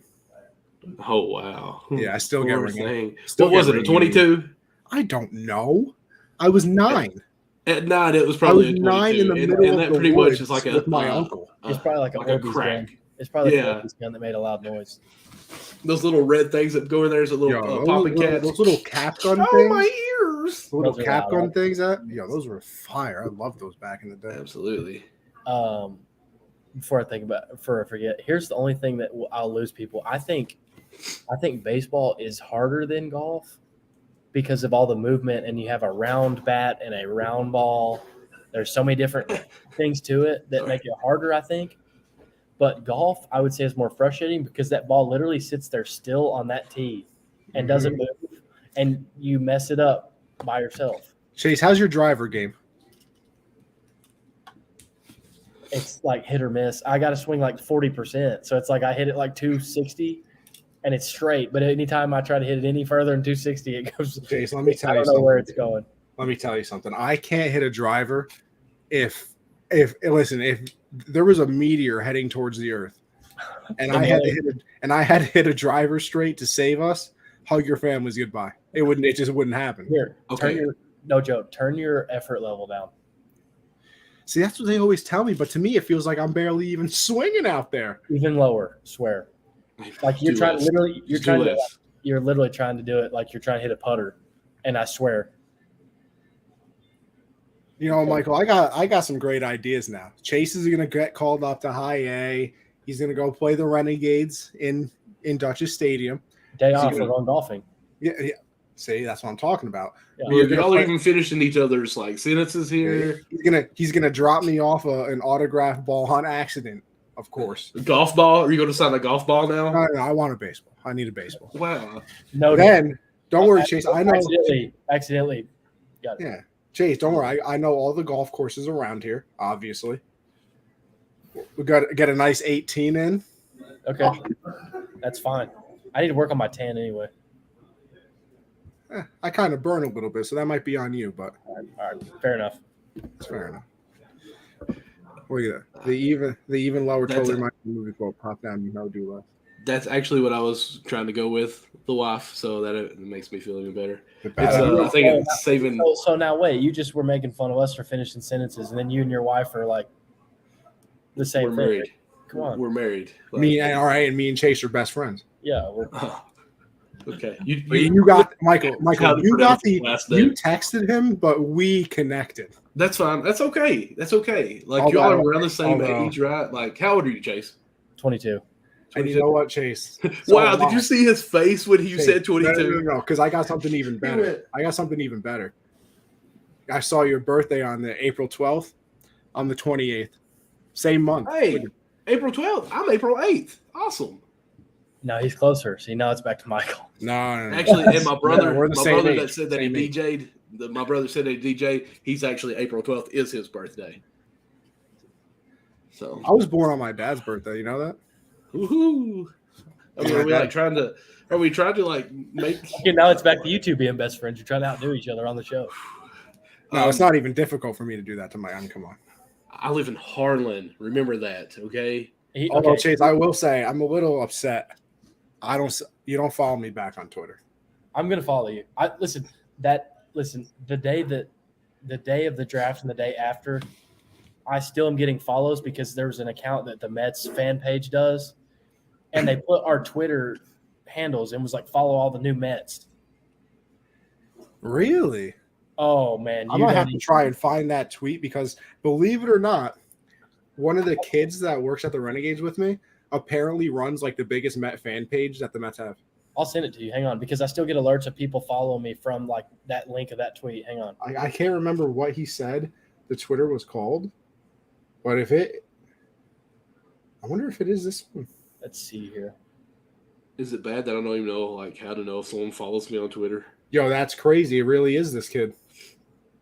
I found the tweet. That kid works with me at the Renegades. Like of every thing. Yeah, and the kid that runs that page works with me. Yes, that's literally. Wait. I'm lost here. What happened with this tweet? Right, so this Twitter page, it's like one of the bigger Met fan Twitter pages. Tweeted out. Look at there. Breaking news. Right now. I'm following right now. We big time. Well, you got to follow. All right, you got to follow the personal account, which is Anthony Conover _ On what? Twitter. I'm following you already, boss. Don't worry. I'll even make it easier. Yeah, send me a message or something. I'll make it easier for you. If I can see now, I can't my wife there. She's got 2 kids born on her birthday, so that's pretty impressive. Y'all are impressive with that. I'll tell you a quick story on that, really, just so you know. Look at this guy, Chase. Can't even send him messages. He's too popular. But I'm gonna unfollow you and follow you back. Do it. I actually want to follow you. That is completely like unintentional. I unfollowed you, follow you back, so now I'm at the top of your notifications. Got it. See, already got it. See it? Look at this. Chris, sorry, my wife. I mean, she says we're competing about birthdays, and she wins. And she's the only one that went through the pain of the birthdays. She only went through with one out of the 2, though. We adopted one. So. Oh, okay. Fair enough. Well, still. So I'm going to tell you a quick story of how that went down, okay? So I'm going to do it very, very, very fast because, again, nobody's watching this. So for 6 years, we tried for pregnancy. Nothing ever happened. And so we went the adoption route. Nothing ever happened for like 2 or 3 years. We ended up finally, she was pregnant. I was going to say we, but she was pregnant. And then like 3 months later, we got chosen to be adopted parents. So we went to Louisville because the birth mother went a week late and she didn't want to have a birthday or give birth on a certain day. So they were going to induce the labor. So we drove to Louisville and she was 5 weeks till my son was supposed to be born and found the hospital. And then like 2 hours later, my son's like, hey, I'm coming out too. So we have twins from different people. That's actually a really cool story, though. No joke. That's absolutely. And we give God all the glory to that, just so you know. And yeah, she did. She went through all the fertility meds and surgeries, not you. Yeah, I went through that with credit, you. Michael. I was there to cover you through it all. He's sleeping on the couch. He was going to sleep on the couch anyway. Harlan, if the wife tells you to do something, you're going to do it. You act like you're not going to, you're going to do it because they're going to whoop you if you don't. And she's from Pike County. That's even worse. So yeah, the more east you go, see, look, now you got a brand new fan. I can't compete with a professional baseball player. I'm pretty good at, making friends too. Whoa! I didn't know where we. Chase is good at sliding in the DMs. I'm just pretty good at being. She doesn't have Twitter. I'm just a nice guy. You are a nice guy. You're very humble, and it's just easy to talk to. It's the Southern thing in us. Let's just be honest. It is. Do you even keep up with the majors to a certain point? You guys like so busy doing your own thing that you're like, bro, I don't got time to watch some of this. And like how? Just so you know, I did not think we'd be an hour and a half with this, but you know what? We're having a great time. Listen, no joke. I'm fine doing this as long as y'all need me to, or as long as you want to. I flat out serious. We will talk until you get tired. And thank you for everybody that's stuck on here and showed, because I don't know how many viewers we have, but thank you for hanging out, because this is we just passed 4,000. Completely unscripted. Completely. Yeah, no. Who does prep? Yeah, no. This is raw. This raw and uncut. Yeah, this is. Yeah, we met literally right, and we actually met an hour and 35 minutes ago. So yeah, you're not wrong. And the show started at an hour and 33. See, look at that. All credit to this guy. Although Jared wants us to do an umpiring segment or a show one time. Just talk about umpires. They're terrible. So awful. We'll have to do that. Actually, you know what? I can ask you this, Chase. No. I can ask you this because So how long? I'm not going to put my feet in the fire with that. No. Don't worry. I got you. So on average, how long do you think your college games were? 3.5, 3:45 probably. Because so in high A, they're testing the pitch clock. I heard about this. Bro, 2 I'm hours not and lying. 15 minutes, wasn't it, or something like that? Crazy. So one of the Renegade games, the place, like I said, the place that I work at. How many I times think do the you wanna drop Renegades that won on this episode. I think the Renegades won 1-0, and the game was an hour and 59 minutes. Oh wow, that's nice. And like, even as a player, that is absolutely awesome. Because Really? it's Yes. I think it's 15 seconds if there's nobody on base for the pitcher, and then it's 18 seconds with somebody on. So That's and then also if I think you guys have to be in the batter's box. with 9. They did tell me that for, It is okay. So 9. it's by 9, or else it's a strike. and it's like, And then- yes. And then Yeah. if the pitch clock runs out on the pitcher, it's a ball. And it's not like in the box. It's like looking ready to go. So you need Yeah. to be about 13 to get your little routine. Oh, okay. So I will What's your say, routine? What's your routine? Oh, I walk up to the plate the same way, like get in the box the same way. It's a whole thing. It makes me feel comfortable when I do the same thing every time, that hopefully the result stays the same. all right, you're an actual baseball player. Do you like the shift? If I'm in the field, Chase, let me tell you something. If I was a commissioner right now, We're asking Hill, man. well, hold on. Let Hill answer, okay? He's gonna answer.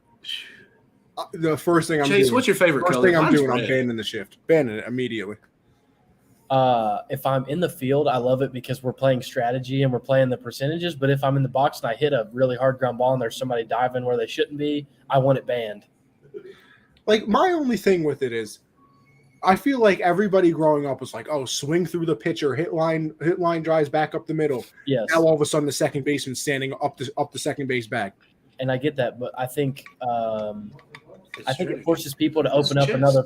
I think it opens up. Yeah, I think it opens up like another aspect of like these are the best players in the game, like evolving their game to be able to hit the ball opposite field or even pull it.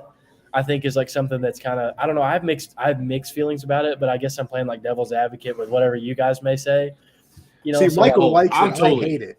No, I don't like the shift, but I'm fine with leaving it because it's strategy. Like, It's- just be better. I mean, it is strategic. It's not just like you just move people over for the heck of it. Like there is, like you're trying to get an out and play the odds, and then you're forcing a pro player to do something different, or even a college player, or even high school if your team's that advanced. I don't know, and you're forcing them to take the ball the other way rather than pulling it or whatever the case may be. So there's so much into it. I don't even See, know. because that's my other thing. Like when people say, "Oh, just hit the ball the opposite way." Now, Chase, can you please explain to the people that when someone's throwing 105 on the inside corner, going the opposite way might not be the easiest thing in the world.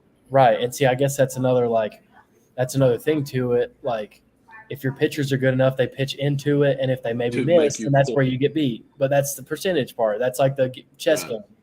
Like you pitch into the shift. So if everybody shifts me pull. You get shifted on? I did one time and I had a bunt hit and it was the most perfect bunt of my life. And then I didn't get shifted again. see? So So what you're telling me is they did something that they thought was the best way to stop you from hitting it. and You countered yes. by doing something different. So then and they got did. on base. Yeah. Huh. How about that? So you see kind of like Okay, listen. If you want to turn baseball, Michael, into a buntathon, But that's the go thing. ahead. It wouldn't turn it into it. It would for a fade, man. I mean, for just a little bit, maybe half a year or a fad. I don't know. Whatever. Like God. you have a few bunts, which I like small ball. I like to see stolen bases. I like strategic small ball. I don't want Aaron Judge laying down a bunt. Well, then don't. I mean, if you shift it, that's kind of the chance you're taking, though, because most of the time, I will say, though, in your defense, most of the time when you shift somebody, it's because you don't think they can bunt. So if they get it down, it's luck. It's complete luck most of the time. And now, Well, like here's- in high school and stuff, like I could run well enough. I bunted in high school a bunch and even in college some. So I had enough background that, like, when they shifted me, I did it, and then I never got shifted again after that. I don't think another game. But so it just took a chance you take. one bunt. It's just a risk you take. Yep. So here's my thing. Like, let's just, and I don't like comparing eras. Having again my basketball show, it's kind of spoiled me on that where it should never be done. But let's just take Tony Gwynn and put him in today's game, there's no way they would shift on him. Yeah, and they were throwing 92 max. Are you going to try to tell me that like Greg Maddux in this time couldn't still strike out? Okay, people? that was one person versus. I mean, bro, I'm just saying. Every single player on the Yankees right now is throwing 95 I understand that, plus. But I'm saying nobody. They had one pitcher, one starter that could do it, and one person in the bullpen back. Here we are arguing. To Chase or Guess is trying to put in a word. We're not even letting him speak. No, but I just think that like I get what you're saying, but you can also use that against you and say now that makes it even harder for them to get on base, which is where you play the principle of the percentage and strategy. Because the harder they throw, listen, it works. I just think it ruined baseball because there's less hits than ever. The batting average across the majors. Batting average across the majors is the lowest it's been since the dead ball era. That's not because of the shift. That's because everybody's throwing 100 instead of 90 now. That's because the pitching has got unbelievably better. I like that. Nice. I think the shift too. I'm just saying. Well, I mean, think of how many more. Look at the strikeouts. Unbelievable ratio of strikeout. It's become a strikeout versus a home run. It's become a strikeout versus home run. Oh yeah. Absolutely. Your pitchers, if you hit a homer, there's no way the pitcher can get you out. If you hit a double, and like Max Scherzer did last night, Donaldson led off the inning with a double off the wall, and he didn't even get a sniff of going to third because Max Scherzer struck out 3 people in a row. So that's why it's become a homer versus strikeout. Like, oh, trust me, I gotta watch. Like I said, I gotta show my age a little bit. I gotta watch Joey Gallo play baseball, so I know it's strikeout or not. Like, of course, I'm a big Reds fan. Like, Adam Dunn was, I always made fun of it way with like it was a home run, it was a strikeout, it was a single because it bounced off the wall to someone, or it was a base on ball. And that's kind of like that's why. And he was okay good, but like in today's era, that's what they want now, and it's kind of. He was honestly, he was one of the few people that like. I feel like back in the day, there's a lot more people hitting like crazy high averages. Dunn would have been like a lottery like player now because of what he did then. Now that you say that, I'll take both of your guesses. How many players batted over 300 last year?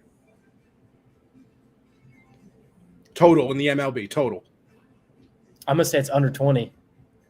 I was going to say 15, 12 to 15. I was going to say 17. If I had 13.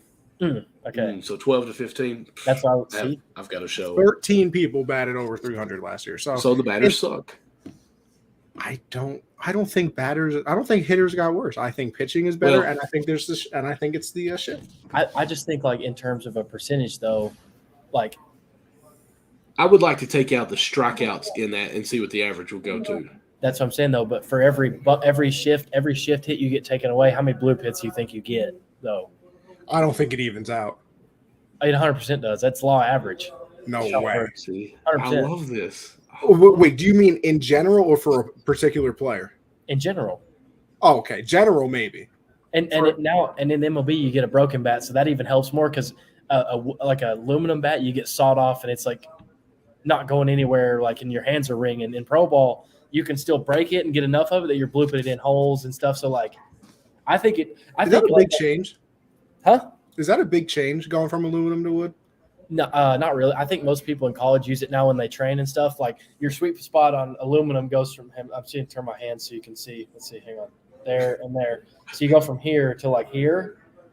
But I think even on an aluminum bat, you still want to hit in this range. You just have this to get. So not really. I mean, obviously you're going to break it instead of like just wring your hands. Is there a reason college doesn't just use wood?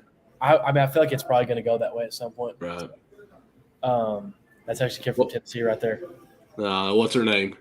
Blade Tidwell. He's a second round pitcher from Tennessee. He was good, really good. We don't want no Tennessee's on the show. It's okay. No, we take it. Michael, listen. First of all, you take anybody. I mean, they might not be as cool as Chase, though. No, definitely not. Definitely not. I'll say that. Ask him. Can you talk to him right now? Ask him. Blue cheese or ranch? Blade. Let's see if he's getting on the elevator. He might have got on the elevator. Blade. Just ask out loud. I don't care if anyone answers. Blue cheese or ranch? I'm here. I'll ask the lady at the front desk here in a second when she comes back out. See, Michael? Wife knows what's going on. Hey, she puts me She in my said place. get anybody on the show. That's right. We accept all guests. All inclusive over here, like a resort. Yeah, just free. Exactly. Boy, come back, man. I just You're think from Tennessee. Guarantee it's blue cheese. The whole shift and everything is a very interesting conversation. I think like it's very we could go on forever, but yeah, I don't know. A hit up the middle just being taken away by a second baseman standing there annoys me to no end. Or like the only reason or a lefty hitter hitting it into right field and all of a sudden 25 feet into the outfield, that's where the second baseman's standing. I'm like, okay, bro, I'm good. The only reason that I would say I don't like seeing the shift is because you don't really have the big diving plays as much now because there's more players over there and it's a routine ground ball or something like that. That's one problem that I would say that we as fans, we don't get to see how spectacular you guys are in some of the plays that you all make.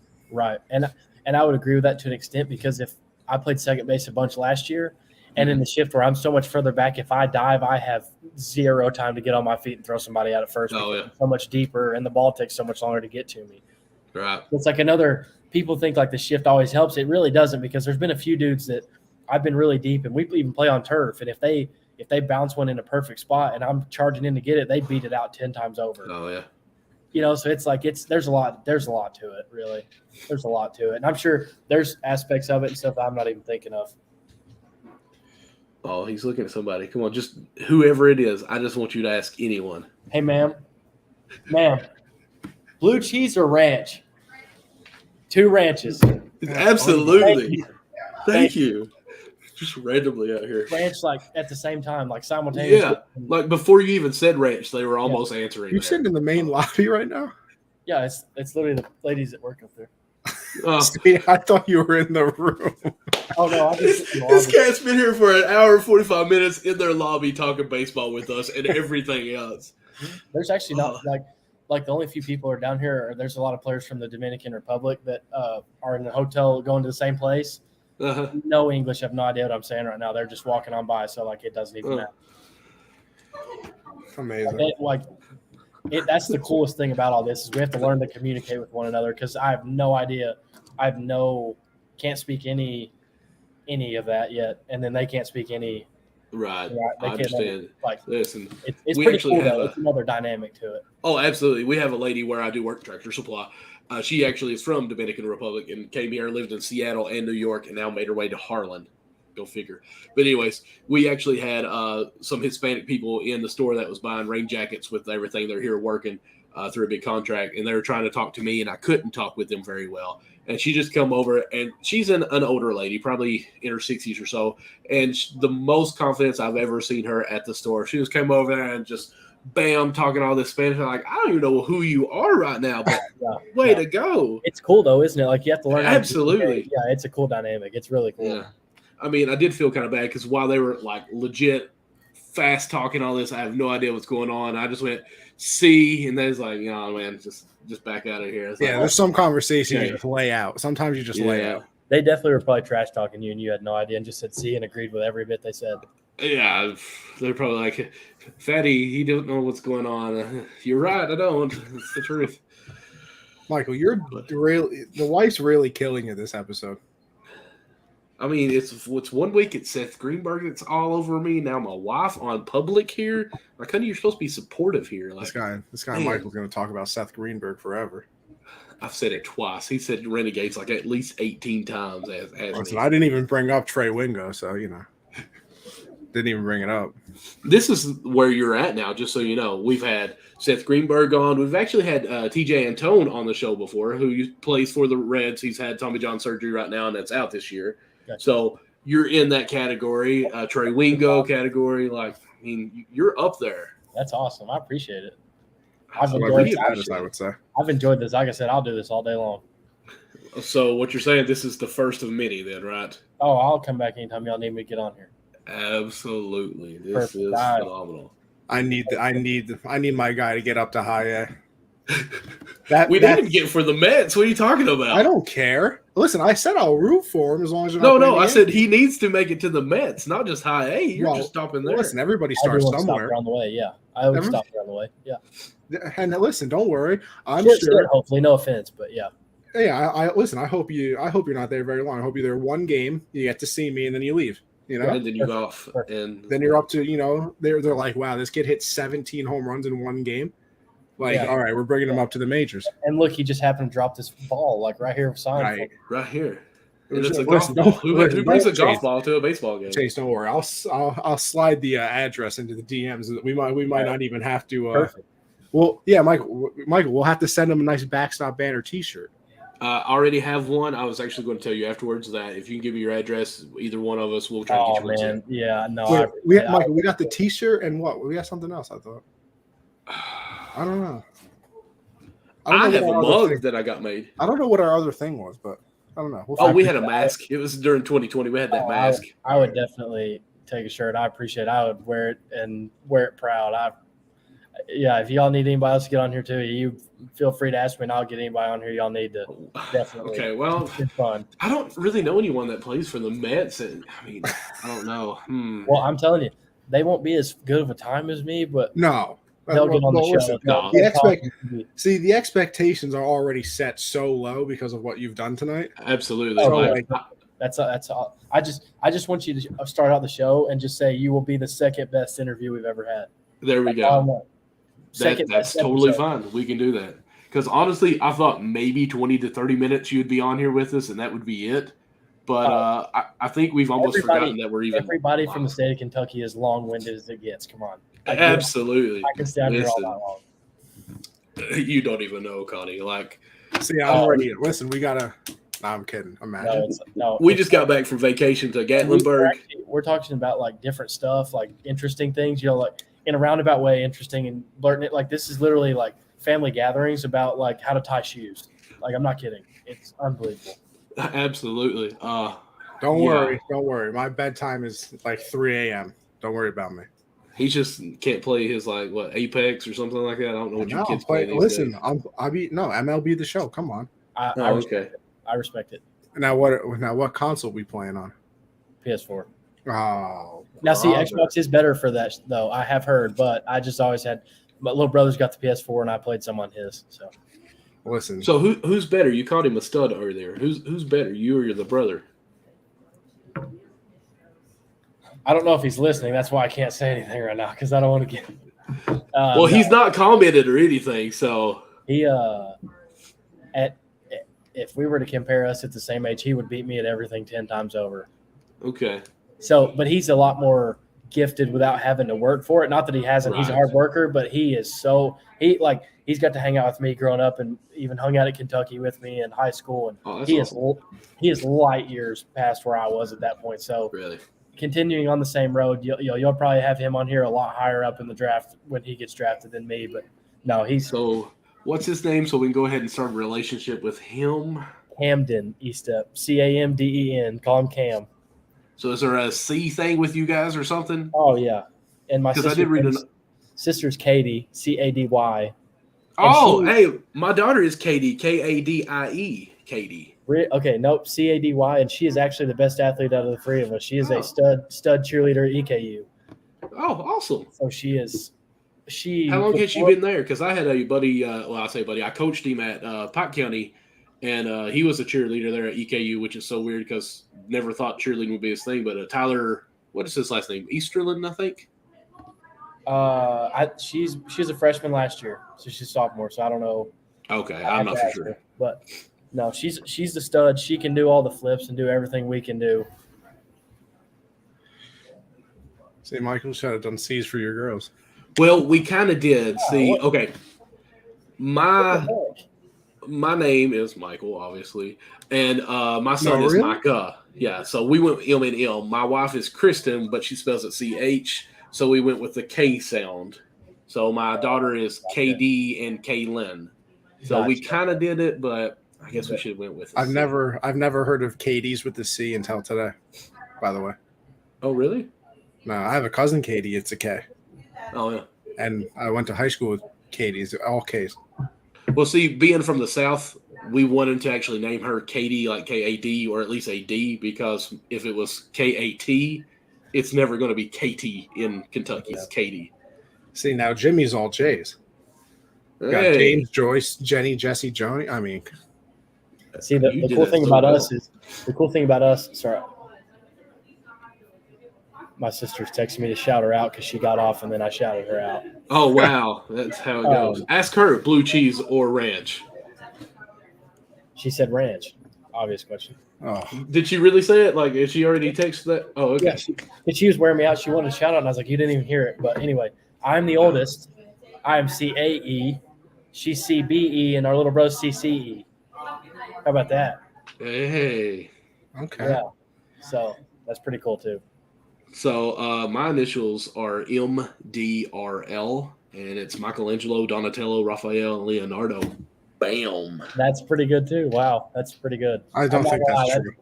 That's pretty impressive. My name's – okay, without me telling you what my name is, I'll let my wife well, you don't have me on Facebook. It's literally my name on Facebook. It's Michael Donald Wilson. I don't have Facebook. I'm not 64.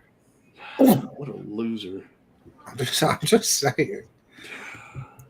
Like okay, look, boom, right there. Oh, Michael Donald Robert Lawson. That's my full name. Listen, you said Michelangelo and all these, Well, my initials are the Turtles. How cool is that? And I'm born in April O'Neil. When I was a kid, I got all kinds of splinters. The rat splinter? No, am I reaching there? That's for splinter, yeah, got it. See, look, even shit. No, I got it. There was just no. I don't think there was any laugh involved. We got to bring this one up. I'm sorry. Just you guys are too young. We are. No, it's not really too. It's not too young. That's just more like the dad joke thing. That was it. Hey, easy. That was the dad joke. Dad jokes are great. They're in season, but I'm just saying that was a dad joke. That was like he said they're in season. They are. Dad jokes are in. They are. What's the best joke you got? Let's go. Don't act like you ain't got one. Everyone has a joke. What's that icebreaker?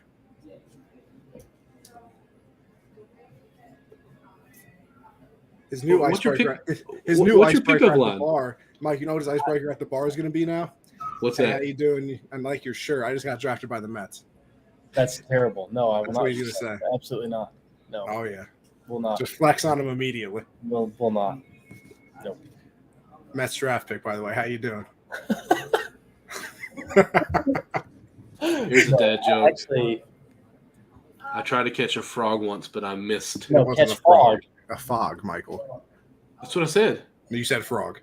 Oh, my bad. I meant fog, but frog came out. Okay, sorry. Oh my. Illiterate. Gosh, I don't. Here's my favorite joke. I'll tell you mine, and it's a little PG-13, so I'm sorry. Oh, no. It's a dad joke, so leave me alone, okay? What did the fish say when it swam into a concrete wall? Damn! It swam into the dam. Did you just say "damn" is PG-13? It hit the dam. Get it? That's why it's okay. Being a Christian, not cussing or anything. I'll bet you $5 the next 30 seconds. Your wife pops up and all your kids are listening, and now you're in trouble. No. They're 5, 5, and 4. They are in bed. Oh, okay, good. Yeah. The way. Don't ask your sister Katie what's a joke. Don't let her tell you a joke. Oh no, she said she's on the show now. So shout out to my sister Katie. Katie, we heard that you're the best athlete. Yeah, we heard that you're the best athlete. So we want you on the show now. Katie is the best athlete. Just go ahead and sit her the league. Get her on here. Who cares? Oh man, she's probably got the whole bed going to sleep look going on. So we'll wait for another time when she's all. But definitely, she's a personality too, so she'll definitely get on. Listen, Michael. We don't do TikToks though, so Well, listen, I would do TikToks. We could have a lot of funny TikTok clips out of this. I just asked the workers at the Spring Hill Hotel at Ranch or Blue Cheese. I'm gonna go on a nationwide crusade. And he literally did it so polite too. You went, "Hey, ma'am." Listen, it's I just heard something about blue cheese. It's pretty simple. Blue cheese, 10 times better. What are they saying? I heard someone holler blue cheese over there. Oh no, they're trying to get a room figured out. I think they're just. I'm going to tell this joke because on Facebook, my wife and Jared are actually going with it. So I always tell my kids this joke: "What's a pirate's favorite letter?" Of course, what's a pirate's favorite letter? A. R. You think it's R, but it's really the C. But then you ask them again, "Hey, what's a pirate's favorite letter?" When they say it's the C, you say, "You think it's the C? It's really the R." Goes either way. That's terrible. Terrible. All right, guys. Thank you all for joining us. Signing off forever. Signing off forever, Michael. See, look, Michael. What do we say about the comments? You're right. My bad. What do we say? My bad. I'm going to be a Mets fan if we get a local boy. Going to be there, huh? Look, you're even making people change fandoms. Well, we're Reds fans, so I mean, this is what we live with. So, when we do make it to New York and you do play Cincinnati, let us know, and we'll try to get all these Lawsons on up there. I've already said, everybody in Corbin's like, when you make it, I want to come watch. I'm like, if I make it, or win, I guess, either way, when I'm at Citi Field, I will buy the entire stadium out and let them know that there's entire city driving. So anybody is welcome, I promise. There we go. We Hit appreciate Cincinnati, that. I'll try to buy it out, everything, whatever I got to do. So, it's definitely going to be a work in progress. But as soon as you could somehow, like align it so your debut is at the Subway Series, it'd be much appreciated. Oh, no doubt. If once I get there, if I have that much, not power, but if I have that much pull that I'm in the league right there, then we'll get as many tickets as every game. I need a suite for this. Okay. Kid that interviewed me. Oh, years ago. We can live stream. We got to throw this out. If that were to happen, that your debut is the Subway Series, Connie, you'd have to wear his jersey, or at least a Mets jersey. I promise you. Listen, Chase, I'll even go as far as say I much love for you. I go that far. Wouldn't do it. That's pitiful. That's terrible. This is 20. Michael, this is 22 years of dedication to the Yankees. And now you like blue cheese because of it. Yeah. Back to the blue cheese. You ruined it by not saying you would wear a Mets jersey. Hey, if you were to play at the Reds, I would wear a Mets jersey for you. Just because you're a fake fan, Michael. We've established that. No, I am a real fan. No, I'm a Chase fan. Chase. This guy, Michael, roots for like 7 different teams. He roots for like 7 teams. Okay. He literally made it. He tweeted today, "Oh, my AL West team is doing really good today." Do you know who my team is? The Mariners, who has Jesse Winker, who used to be a Red, who has Suarez, who is a Red. Oh yeah, Michael. How many Reds are on the Blue Jays that you love?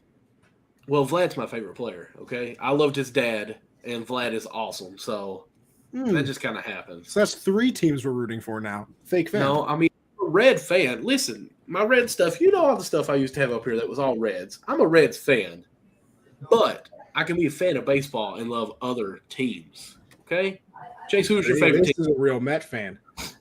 Back with Strawberry, Doc, and Carter. Now, he's just showing his age. Come on, Walt.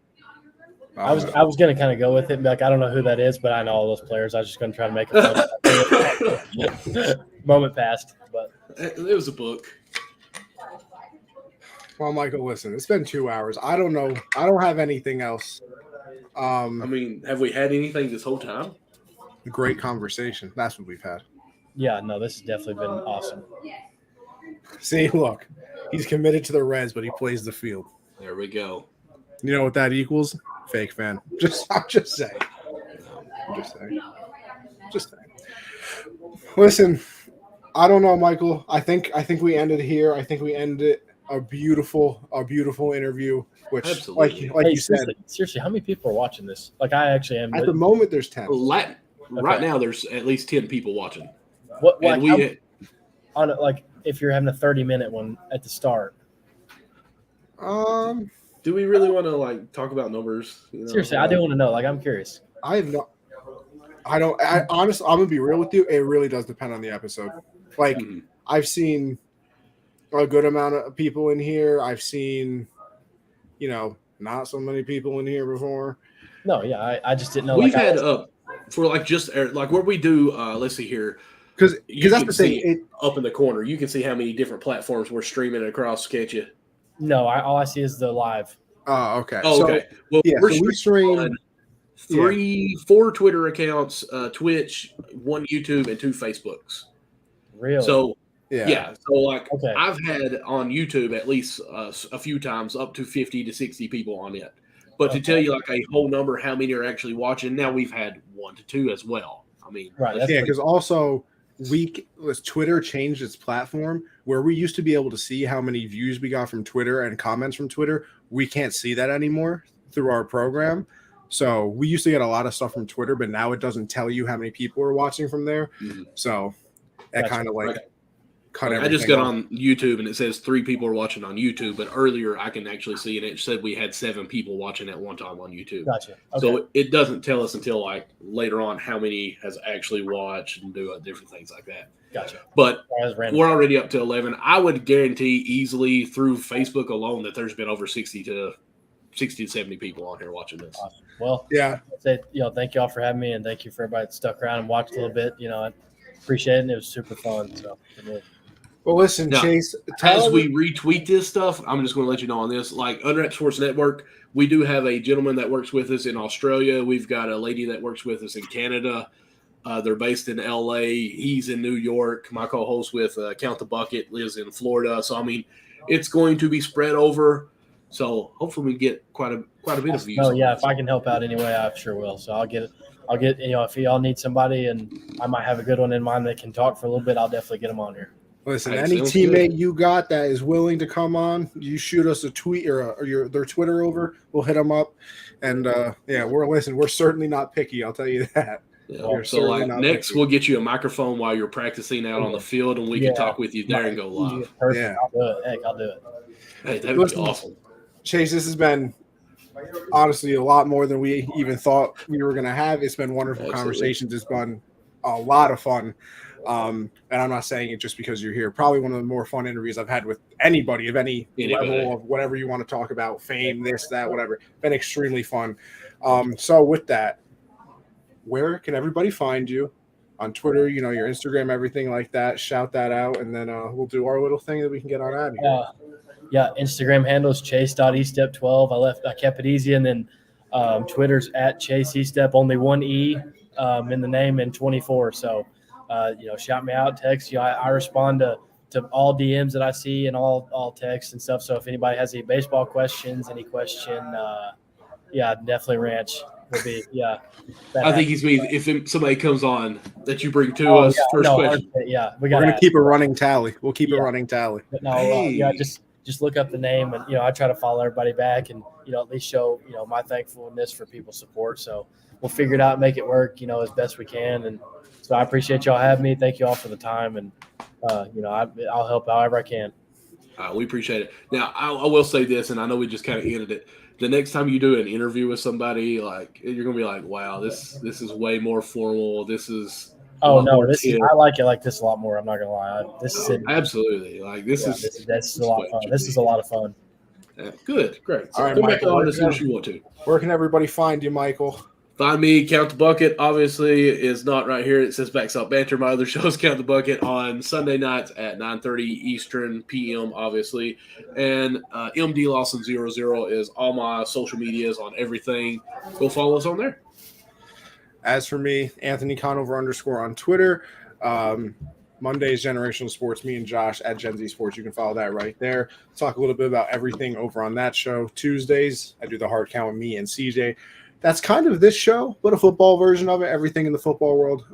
So with all that being said, all 3 of those podcasts are available: Apple, Spotify, iHeartRadio, wherever you listen to podcasts, you can listen to us as well. So listen, of course, if you missed any of our conversation with Chase, make sure we tweet out the podcast tomorrow. Podcast will be out tomorrow. You go back, you listen to it. But with all of that being said, it's been a very long 2 hours that we kidnapped Chase for. So with that being said, this whole show for 2 hours in the hotel lobby. Yeah, in the hotel lobby. Still have proof that I am indeed still here. So, but Chase, seriously, appreciate the time that you've given, and obviously wishing nothing but the best for you in any level that you go, any profession that you decide to take on. I'm sure that you'll be successful in that, and hopefully I will see you in City Field one day, just not maybe not Captain America. I don't know about that. I mean, that's a little once again, I appreciate y'all having me, and thanks to everybody that watched, and you guys reached out to me first, and that's an honor to be a part of the show. So anything, like I said, anything I can do to help y'all, just let me know. Awesome show. Y'all are awesome, and you know what you're talking about, and you make it fun too. So I enjoyed it. So He said we know what we're talking about. He knows what we're talking about. We tricked him. Good job, Michael. We tricked him. Take the blinders off, dog. I mean, we don't know nothing. No, well, y'all knew a lot about sports. The blue cheese thing we'll get back to, but yeah, well, that's this cat. All right, but, Chase. I'll end it here, but Chase, congrats. Around. Thank you. Good luck to you, on your future. We will definitely be forever fans of you. Thank you.